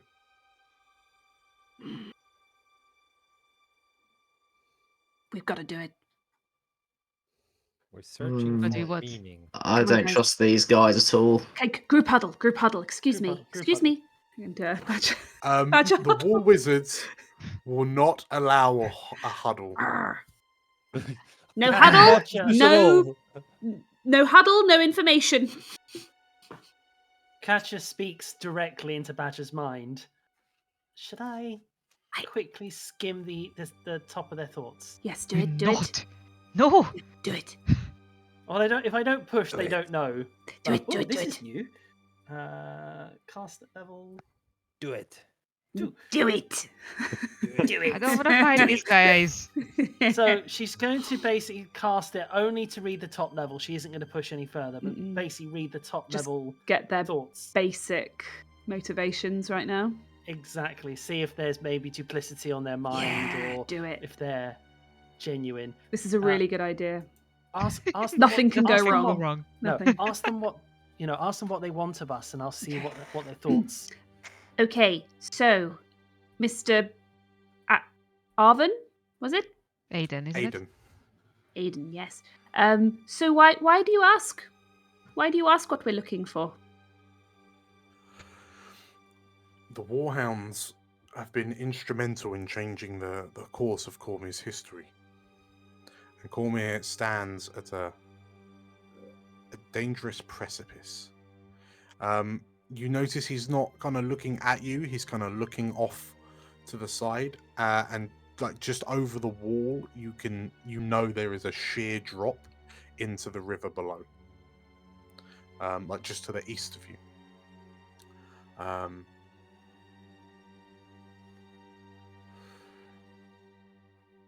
He wants to help you, the Warhounds, secure a better Cormyr.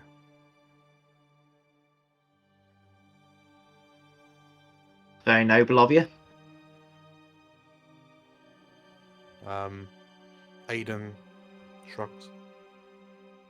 It's his surface level. He does want to help. He wants to help you find the answers you're looking for. And his colleagues. So you can only target one person at a time. Yeah, as an action, I can shift my attention. In which case, there's 4 of them. So you've got, there's 4 of them. I've got the tokens here. So left to right, 1, 2, 3, 4. Which number are you going for? 1. 1. So that was the beardy guy that was with Aiden when he turned up at the temple. Mind is empty. No, there's just like a Tacos. It's Taco Tuesday. That's a really nice dog. Yeah, he's like, cause they're all kind of listening to Aiden. And they all like there's a sense of affirmative in his brain. Then 2, then 3, then 4. So we're just standing there for like 12 seconds to 18 seconds. Yeah. So, what do you?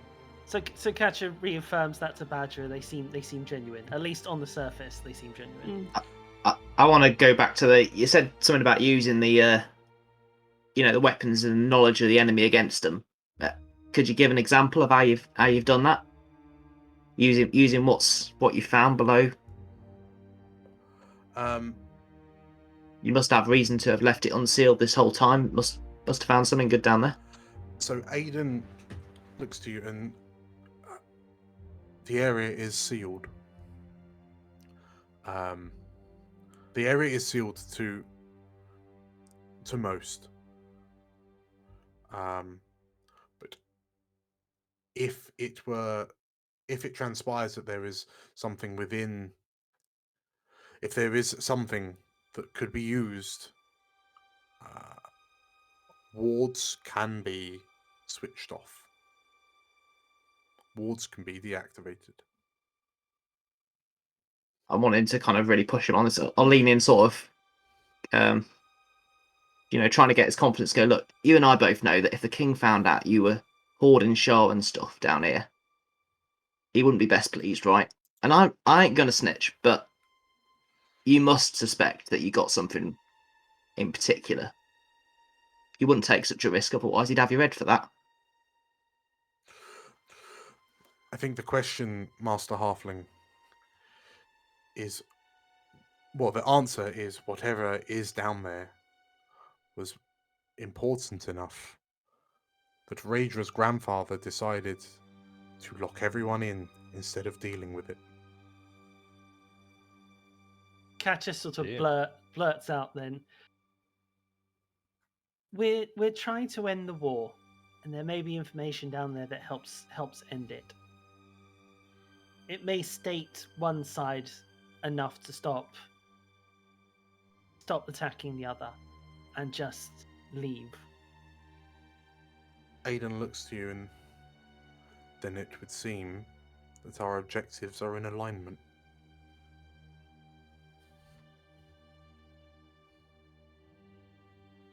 Seems so? Right then. Yeah. Okay. So with that, you can see that there are a very small number of labourers kind of pottering around, trying to build this keep. And looking at it, it's going to take years with this number of Well, all the strong labourers have probably been conscripted into the armies, so yeah, work is pretty much completely stopped. The war wizards turn to you and, would you like to venture into the Tower of Shame?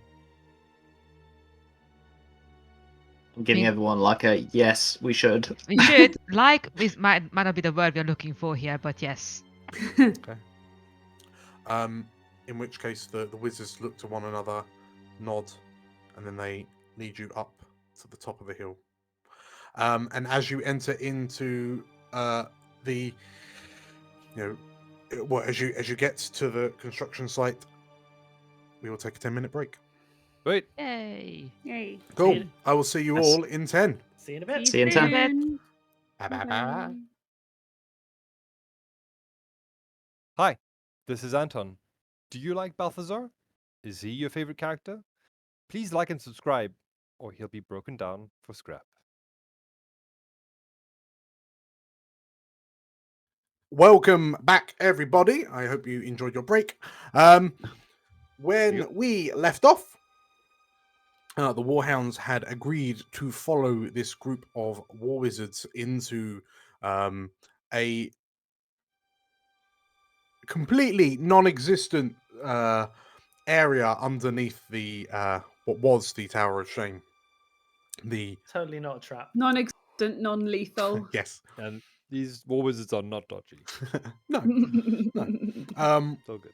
And I don't understand why you think they would be. But yes, there is. They've clocked on that you are looking for something, looking for answers to questions that have yet to be answered, and they are hoping to get some mutual furtherment by letting you letting you down below. So, we rejoin the Warhounds. As you follow the war wizards through the construction site of what is clearly going to be a purple dragon keep or garrison of some description, you notice that there are no workers working at the facility, working at the site, presumably because they are all off currently fighting Rhaedrans, traitors to the crown. You are effectively kind of led round the back, where there are kind of a number of dig sites where they're digging out and kind of reinforcing foundations. But you can see one kind of foundation wall that's already been constructed. The war wizards approach it, and they you see one of the two female war wizards kind of raise a hand up and they kind of nod, like lower their heads, and you feel kind of the tingling as magic starts to emanate from them, and you watch as the wall slides away, leaving what appears to be like a short corridor that then leads to a spiral staircase that descends into darkness. And the wizards gesture to you and mind your step. Wait, so what exactly is down here? No, not that we're afraid or anything. We just want to be prepared. Is it fiends, demons? Oh, well, we got it. As we discussed earlier, part of the underneath the Mistran temple was a library of a sort, full of tomes of knowledge and power. We have reason to believe, given that this place turned out to be a focus of Shah. The tomes are probably not about Mistra. So what you're saying is there's probably some very old Sharan librarians down there.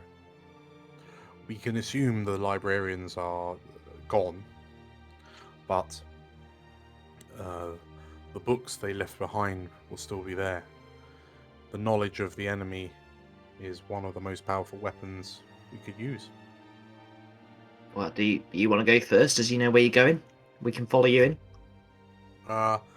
Aiden looks you all, shrugs, and he stoops his head to head into this kind of small tunnel. And you watch him begin to descend. He disappears from sight as he goes around a corner down. You can hear his foot's echoing out as he begins heading down what appear to they sound like a large spiral staircase. Right. And as you poke your heads in, there's a strong, stale, musty smell. Yeah. Badger's going to follow on, just in case he gets into any trouble on the stairs on the way in. Okay. Yeah, I think I'm going to follow them too, with Emily in tow. Yeah. Balti Boy's intrigued by the books, so he'll join. So Joel looks up like Garrett Braille and gestures with his head. So it was Aiden, Badger, Hiram, Emily.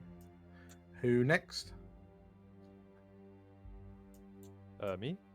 I'll bring up the rear. Okay. Balthazar, Garabrail, Katya, Drool, I just Slate. realized, Uh-huh. are we the Scooby-Doo gang? Yeah, you're not far off. You know what? So, got a dog.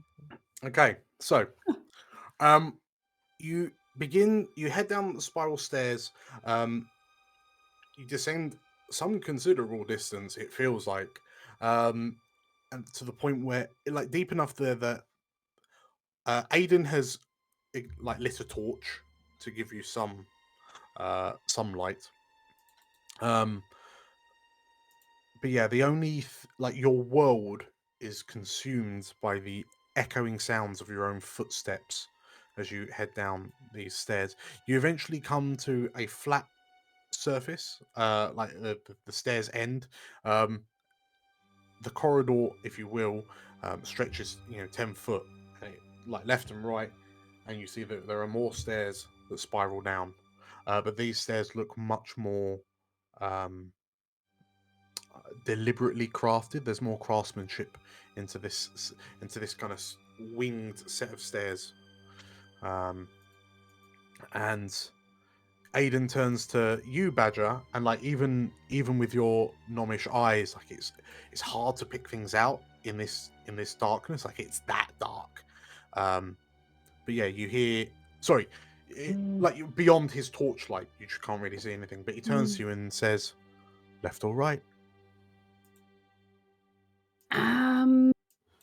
Isn't it always left in the labyrinth? Let's go left. Let's go left. Okay. In which case, yeah, he takes the left staircase, and you continue heading down. Do we really want to sort of piss Shar off a little and pull out the moon sword? Ooh.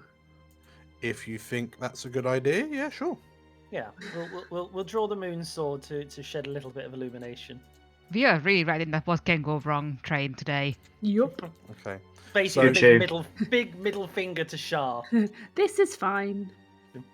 As you descend the stairs, these spiral stairs kind of loop round, effectively 180, until they kind of end up facing themselves again. And as you filter out one by one, you find yourself in what appears to be a vast vault beneath the ruins of the temple. And through your respective lights and dark visions, you can see that there are what appear to be stone columns that rise from the floor at regular intervals. And these pillars are effectively bookshelves. Just kind of almost, it looks like it's floor to ceiling, but you can't, like, your light doesn't penetrate the darkness overhead. And Badger, like, as you poke your head out, you can see that around the bookshelves, like dotted around, there are also various kind of sarcophagi, and well, they look like sarcophagi. I don't know, it's up to you whether you hope if they're actually sarcophagi or just room decorations. You can see a smattering of light sources, like throwing out a dim purplish light throughout the vault. As Slate is Ameline. So yeah, as you step out into the room, what do you do? You said there were sarcophagi about. Well, yeah, so just to the left of you, you Like can this see, one yeah, they look here, like yeah. sarcophagi with kind of sculpted reliefs of what appear to be, like as you approach, the decoration on the top is made of white. Well, anything that's skin would be skin on this woman is like white marble. Mm. Everything else is like a dark ebony, Ooh, like okay. a black jet. Like, do I recognize the art style or who this is perhaps meant to be depicting? Or just like what kind of would this have been a priestess or is this a depiction of Shar or Mistral? Like what's going on with this sarcophagus? Sure. Let's have. Is anyone else having a look? I imagine Katya would follow you slightly. Yeah. I'm looking at the books. I'm trying to see the indexation system. Okay. So the other war wizards filter in, and yeah, you hear them say, like Aiden turns to you and says, "Be careful. We don't know what lies in the shadows down here." So Balthazar's reading books. Is anyone joining a Badger at the sarcophagi? Yeah, Katya. Yeah, we got Katya for sure. I think Katya. Zumbo, you were going to have a look at them. I was. I'm just seeing this statue. Is that a statue here? The sarcophagi, isn't it? That Oh, no, appears to up be a. Yeah, they're creepy looking. Yeah, so those are statues of priests with their, like, in robes, faceless priests in robes with their hands out. Cool. In which case, I'm also going to be paying attention because I do have a +5 to religion. Okay. So the war wizards will scatter out a bit more as they go snooping. So Katya, Badger, Hiram, Zumbo? No, I think he's going to wander off to look at these statues. Okay, in that case, I'm going to move closer. Okay. So the three of you, if I could have religione checks. Natural. Oh, wow. Oh, Natty 20. nice. Badger got a 22. 5. What a nice looking lady. She's So yeah, pretty. Badger, you're caught up by the She's craftsmanship sleeping. of it all. Katya, Hiram, you realise you are looking upon the depicted visage of Shah. Mm-hmm. Badger, that's Shah. Mm-hmm. Yeah. No, the pretty lady. That's Shah. Oh, that's Shah. That's Shah. Yes, this is a depiction of Shah. Oh, she's pretty.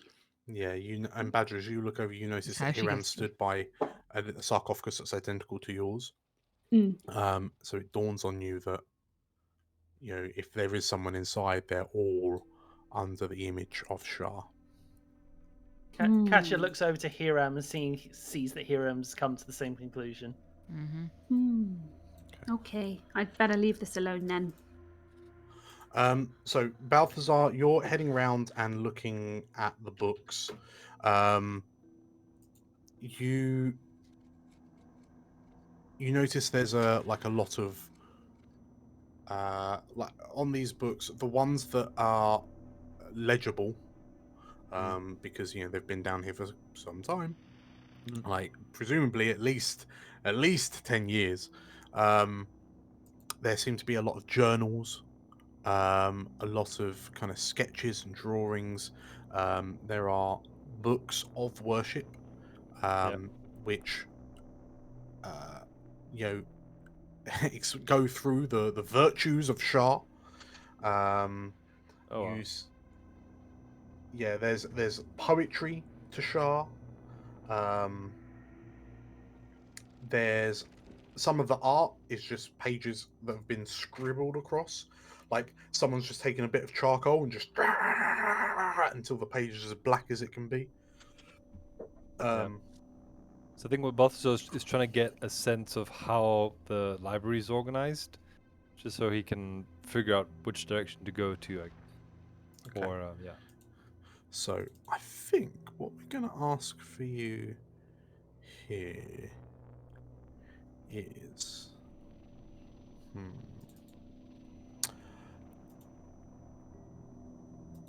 it's going to be a bit of a weird one. I'm going to ask you for a survival check.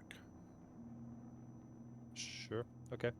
Can I use guidance myself, please? Mm-hmm. Plus 1d4, normal. Yeah, boy. Ooh. So, 6. you go to cast, and like your staff illuminates. Well, it's already illuminated, but you feel the divine energy kind of coursing from your staff into you.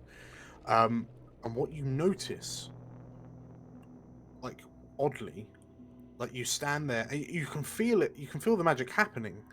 It just feels like it's happening slower.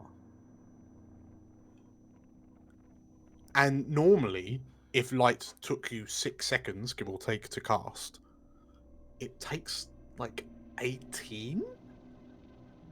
Feels like it's like 3 times as slow. Like it's not a case that it feels like the batteries are running out. But like it's not like it's just not working. It's just it's noticeably just happening much slower.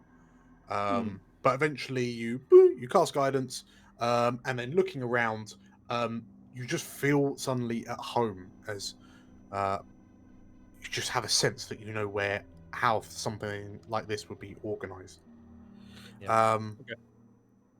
And you have a feeling that like you start to see symbols which kind of refer to various topics and whatnot. So specifically, what is it that you're looking for? At the moment, not something. He'll just keep tabs on what like the main subjects are. If it's like poetry and journals, probably not interesting. But if it starts looking like specifically magic or spellcasting, magical spellcasting, he'll have a look out for that. Sure. Okie dokie. And yeah, Zumbo, you have walked up to a statue, and if you've played Skyrim, they look very much like the Greybeards. So big, heavy cloaks that cover their faces. So it's effectively this old. You assume it's an old bearded man. The hood covers the face. The face is in darkness. The arms are out. The arms are out in a almost like it wants to give you a hug.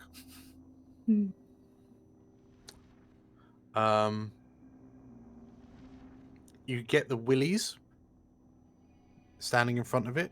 You feel a bit creepy. It feels a bit creepy. And Katya, with your passive perception, as you look over, you get a sense of deja vu, seeing this statue that Zumbo's looking at. Okay. See, again, I'm assuming at this point this is one from the time I read Renna's mind.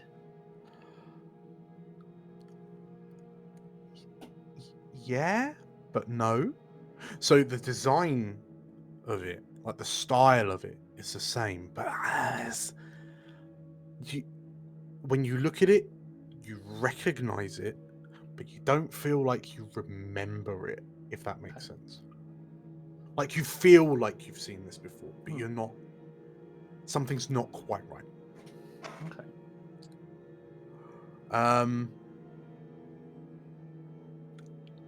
Through, as you're kind of off studying various bits of the vault, you hear a voice shout out, "Hello, low, low, low," and you all turn around to see Ameline Oh no. looking up at the ceiling. PC Ameline is even more disruptive than PC Ameline. And so I didn't realise he was invisible. But yeah, Garabrail, you hear him say, "Are you for real?"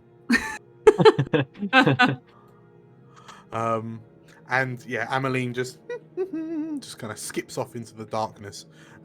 You see her disappear and go, like she disappears into the darkness, and then you just hear, "Oh, it's really dark." And then you hear like a few bumps and knocks as she starts walking into things. Oh no, oh. I genuinely am waiting for her to cast Moonbeam. Just to light her way. My goodness. Burning manuscripts as it moves. Yeah. Some people just want to watch the world burn. So yeah, let's go back round. Let's go bottom to top. So Matt, what's Zumbo doing now? So just quickly with the statue, then didn't appear to be any sort of mechanisms that you could jiggle with, or any like switches on it, or anything like that. You give it a good look over, and the only thing you notice is around the base of the statue, there appears to be an inscription.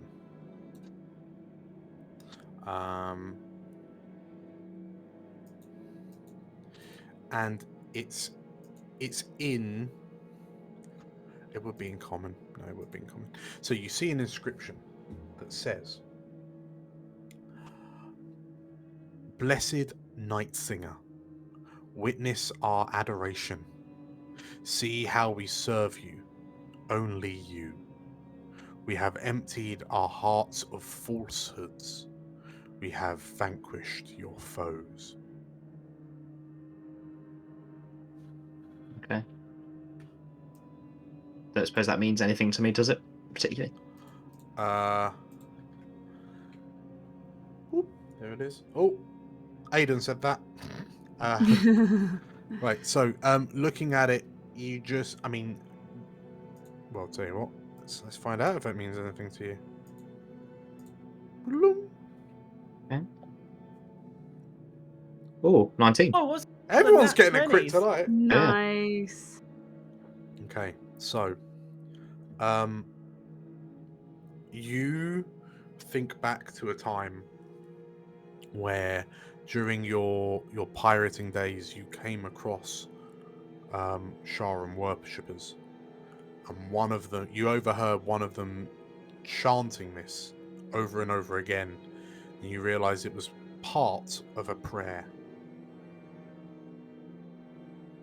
So there's more to it than just what's written here. There appears to be. And looking behind you at the other statue that Katya and Balthazar are by, you notice that there's also an inscription at the feet of the statue there. Okay. So if I walked over to that, would it be the other part of the prayer? Just kind of squeezing past Katya, you see, in darkness, we see your truth. Embrace us, your loyal warriors. Cloak us in your shadow. Guide us to your victory. Shah's will shall be done, as sure as night will fall. I don't like this. He'll say to Katya, I know this is a bit... Oh, Zumba said that. Yeah, I'm reading it out loud, and under my breath, kind of as... Katya, I don't know, do you reckon we need to, like, say these words? Maybe it's like some sort of hidden code or something. If we say it out loud, maybe, I don't know, the temple will hear us and... I think they're more a prayer to Shah. We probably don't want to say them with any conviction, if you are to say them. Right. So you don't reckon, like, we could just say it and not really mean it and, I don't know, a door will open or something? I probably wouldn't recommend saying it in its entirety, whether we mean it or not. What about turning the lights off? I think it would be giving more power to Shah if she is here. She is Well, the what Lady of about taking Darkness. more of? What Why about don't taking we- the darkness away? Casting more lights could help, but I don't. Maybe it's worth a shot if we have any more light spells. But Actually, magic people, all of you, is there any? Is there any magic going on at the moment in the temple? Yeah, I got light. Apart from what we have brought in with us, obviously. Oh, good point. I can probably cast the magic. Are we still going in by initiative, Dan? Oh, sorry, yeah, we're going up from Bob. Okay, so Hiram, as you ask, as you look around, you're asking about magic. Is there anything else that Hiram's doing? Oh, do I have? I mean, I could cast detect evil and good. See if that helps us. Yeah. I mean, I'm pretty sure there is. Evil! I feel like I don't need a spell for that. Loud noises! eyes suddenly burst into flames, like ah! Nah, I think never mind. It would be a waste. Because yeah, there is definitely something evil in here. But if it can pinpoint, like, particular bits, then that's great. Let me double check if it can. I don't think it does. Well, I can find out if there is anything, and any fiends or undead within 30 feet. Your divine sense, yeah, if you want to. Hold on a second. Thank Would those probably war be wizards. Check them Quite out. helpful. Actually, yeah. Why didn't the war wizards do that?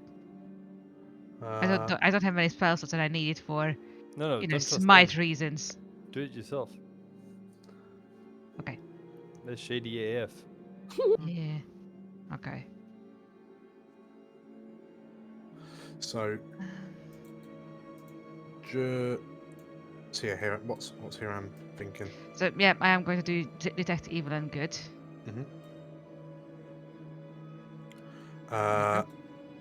Okay, so oddly, you sense no aberrations, celestials, elementals, fays, fiends, or undead within 30 feet of you. It's good to know. However, what I will say, because I'll slightly roll in your divine sense with this. Yeah, this place isn't nice to be in. There's almost like a clamminess.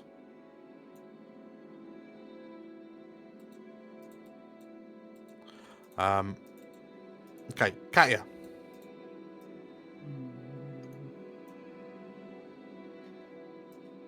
I don't know. I actually don't know. You know What what? else Maybe would- Amelin has the right idea. Just wake everything up. So at least it's done. Yeah, speaking of which, Ameline just la la la la la comes skipping through. I think she does look to. I think she's having a conversation with Zumbo about the inscription.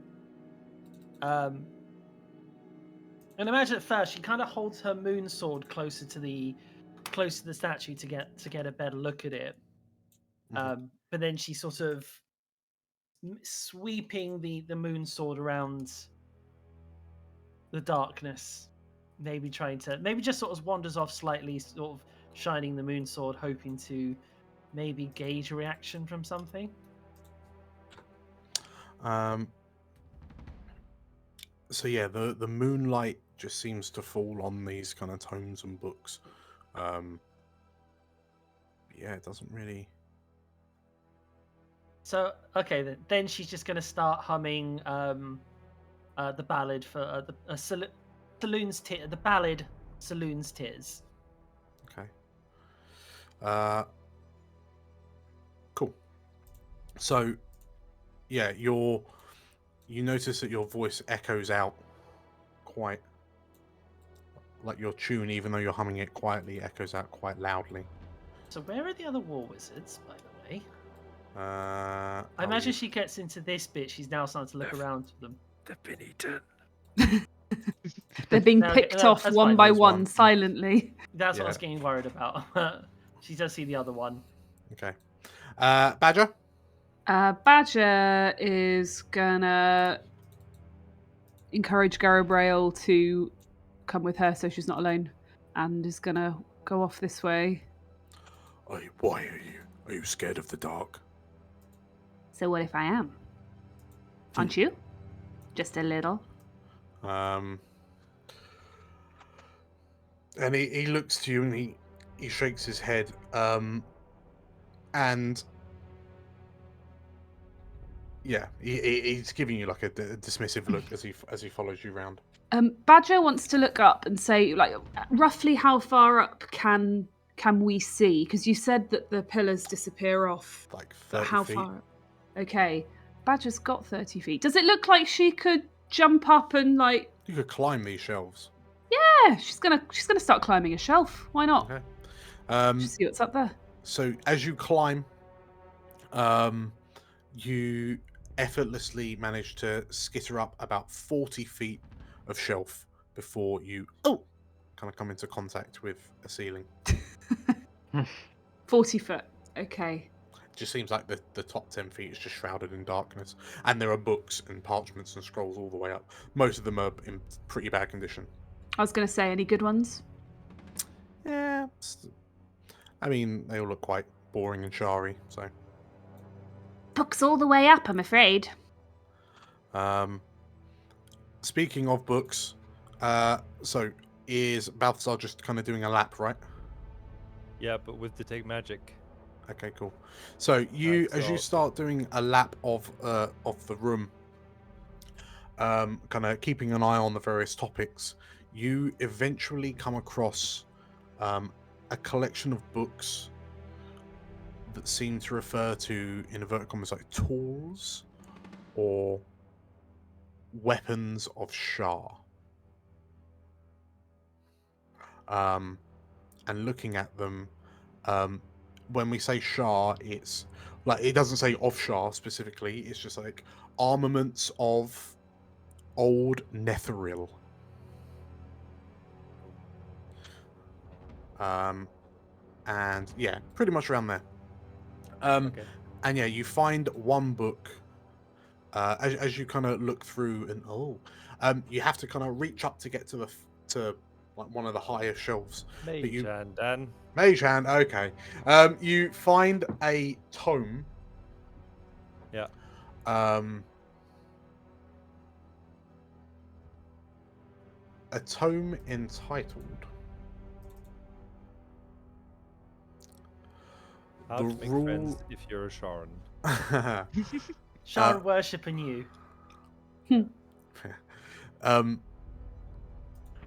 The Rightful rule of...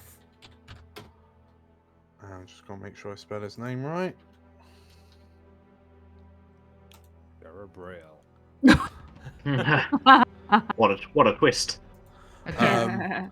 The rightful rule of Ayulaum, Ooh. champion of Netheril.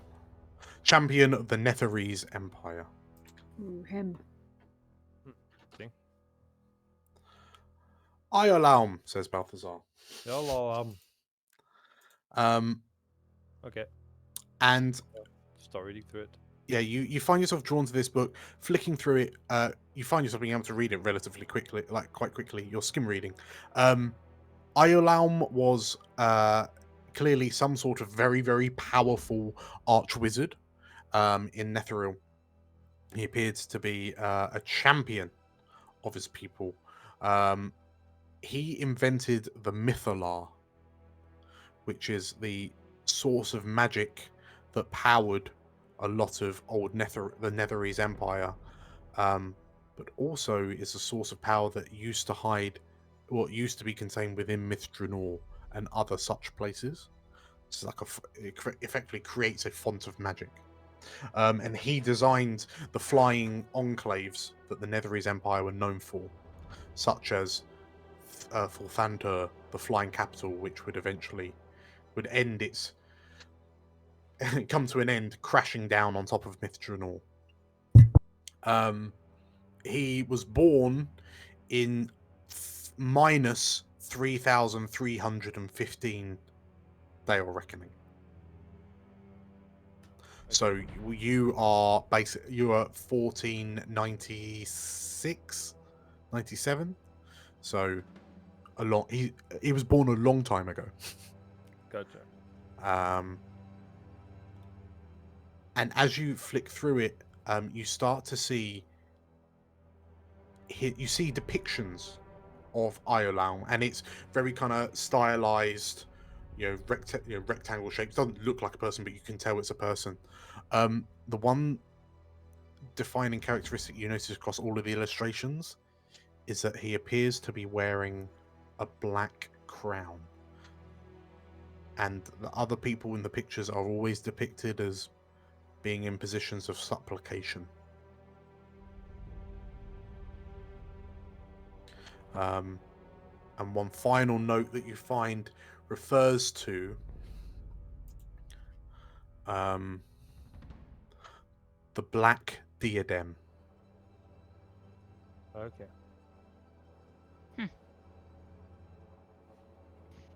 Gotcha. Okay. But no magic as far as I'm concerned in the room, right? No magic apart from like the various light sources and like the wizards wander around and so on and so forth. I'll just mention I found a book on this guy. Okay. And it talks about a black crown. So I'll just tell Gabriel and Badger and whoever's hearing. Yeah. Okay. Yeah. It's my turn. Okay, so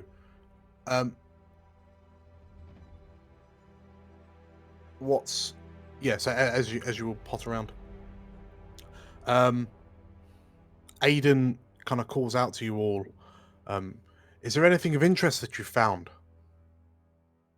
The ceiling is 40 feet high. Yeah. The archiving methods could use some work. I mean, the internet's really not very good. I mean, if I was given a bit of time, I could probably fix it up, but it's going to take so much time, and I need more people.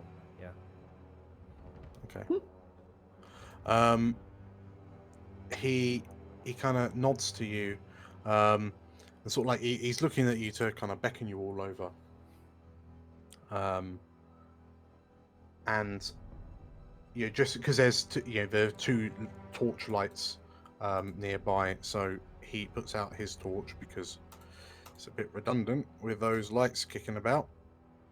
And yeah, he Gabriel heads over. Emily heads over. Can Badger head over but sort of leap from stack to stack so she's about 30 feet above looking down? The Yeah. flying squirrel. Yeah. Sure. Yeah, he looks to you and, like, upon seeing your approach, he kind of looks round and you can see that there's a look of on his face, a look of disgust, like distaste, and this place is horrendous. I don't know what it is about Shah and worship, but it always gives me the creeps. So, sorry, was there anything of interest that you found that might be worth knowing? Well, these statues seem to say that in darkness we'd find truth. So I don't know, Balthazar. I don't know. You might have been onto something when you said we need to put the lights out. Yeah. I mean, Sharons don't like light, so. Yeah, I mean, it makes sense, doesn't it? I mean, bet he can probably make an ink cloud if that'll help turn this magic lights off. He looks to you and you think that'll work? Well, I don't know, but Worth a try. Sorry, go on, Kaya. So Katya sort of like sort of thinks over it, and she's like, "No, it particularly sort of says that you need to cloak us in your shadow. So I'm wondering if there must be no light cast upon the two statues. So maybe it's the light source beneath Badger and above Drool that we need to terminate, and then cut out any light to just basically cast those two things in shadows." Aiden kind of pulls a face. He seems to agree. Well, I suppose, yeah, if we extinguish all the light sources, see what happens. Shah is the goddess of shadow after all. You could just cover them. He looks around. You can see like the torches on these on like kind of these walls between you that you're between. Sorry, they appear to be kind of magical fire, like illusionary. If you works like an illusionary fire, so covering it might not work. But they could be extinguished if you so wished. Katya will begrudgingly sheathe her moon sword. Oh. Okay. Badger will happily climb down to extinguish. How does it get extinguished? Don't know. As in, do you mean they can just be blown out like a flame? Or like you can like turn down a dial on the side, or like an oil lamp or something. Yeah. Well, if you're happy for the magical torches to be deilluminated, the casters among us can start, effectively turning them off via effectively magic, like cantrips type stuff. Anyone with cleric level have thaumaturgy, because that can turn off all the lights. Does Balthazar have thaumaturgy? No. Okay.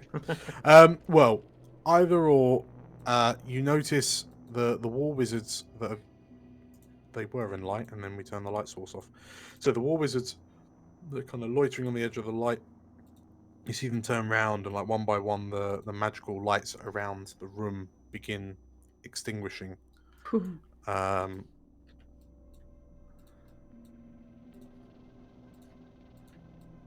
you go.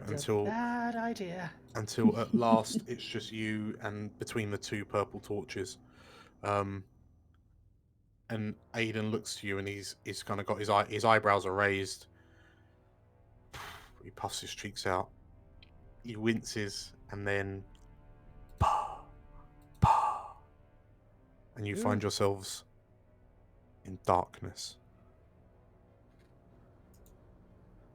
And then you hear Aiden say, "Is something supposed to happen?"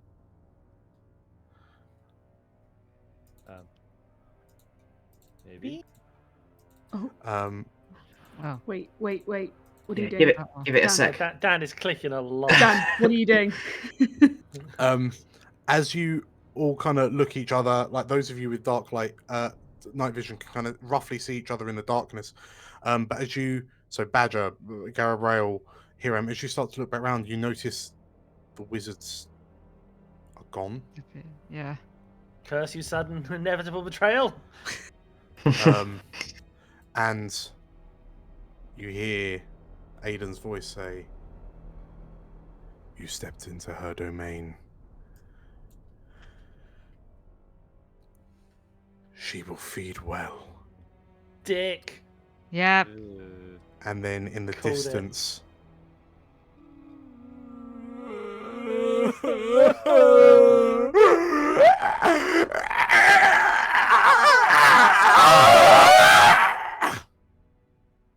Thanks for that. We will call it there. Called Yeah, it. all right, guys. That one's on me. Sorry. These dodgy guys. I mean, we knew they were dodgy. Did we though? Yeah. Yeah. We knew, but our characters didn't know. Oh, the we characters are incited them completely and on all board. sorts. We Yeah. read thoughts. Yeah, we're nice people. Yeah. Like, what we're gonna do, like, just stab them, or like, be like, no. we Yeah, don't on the wanna other hand, offend this is working very well with the ongoing paranoia that we have with everyone we meet. I mean, Yeah. if I was playing a rogue, I would have probably been going around killing the the war wizards because they Yeah. didn't trust them. I mean, at this point, we have ending this goddamn civil war. Just kill all the purple dragons, start our own reign. Right. Thank you everyone for playing. Congratulations on completing session 17.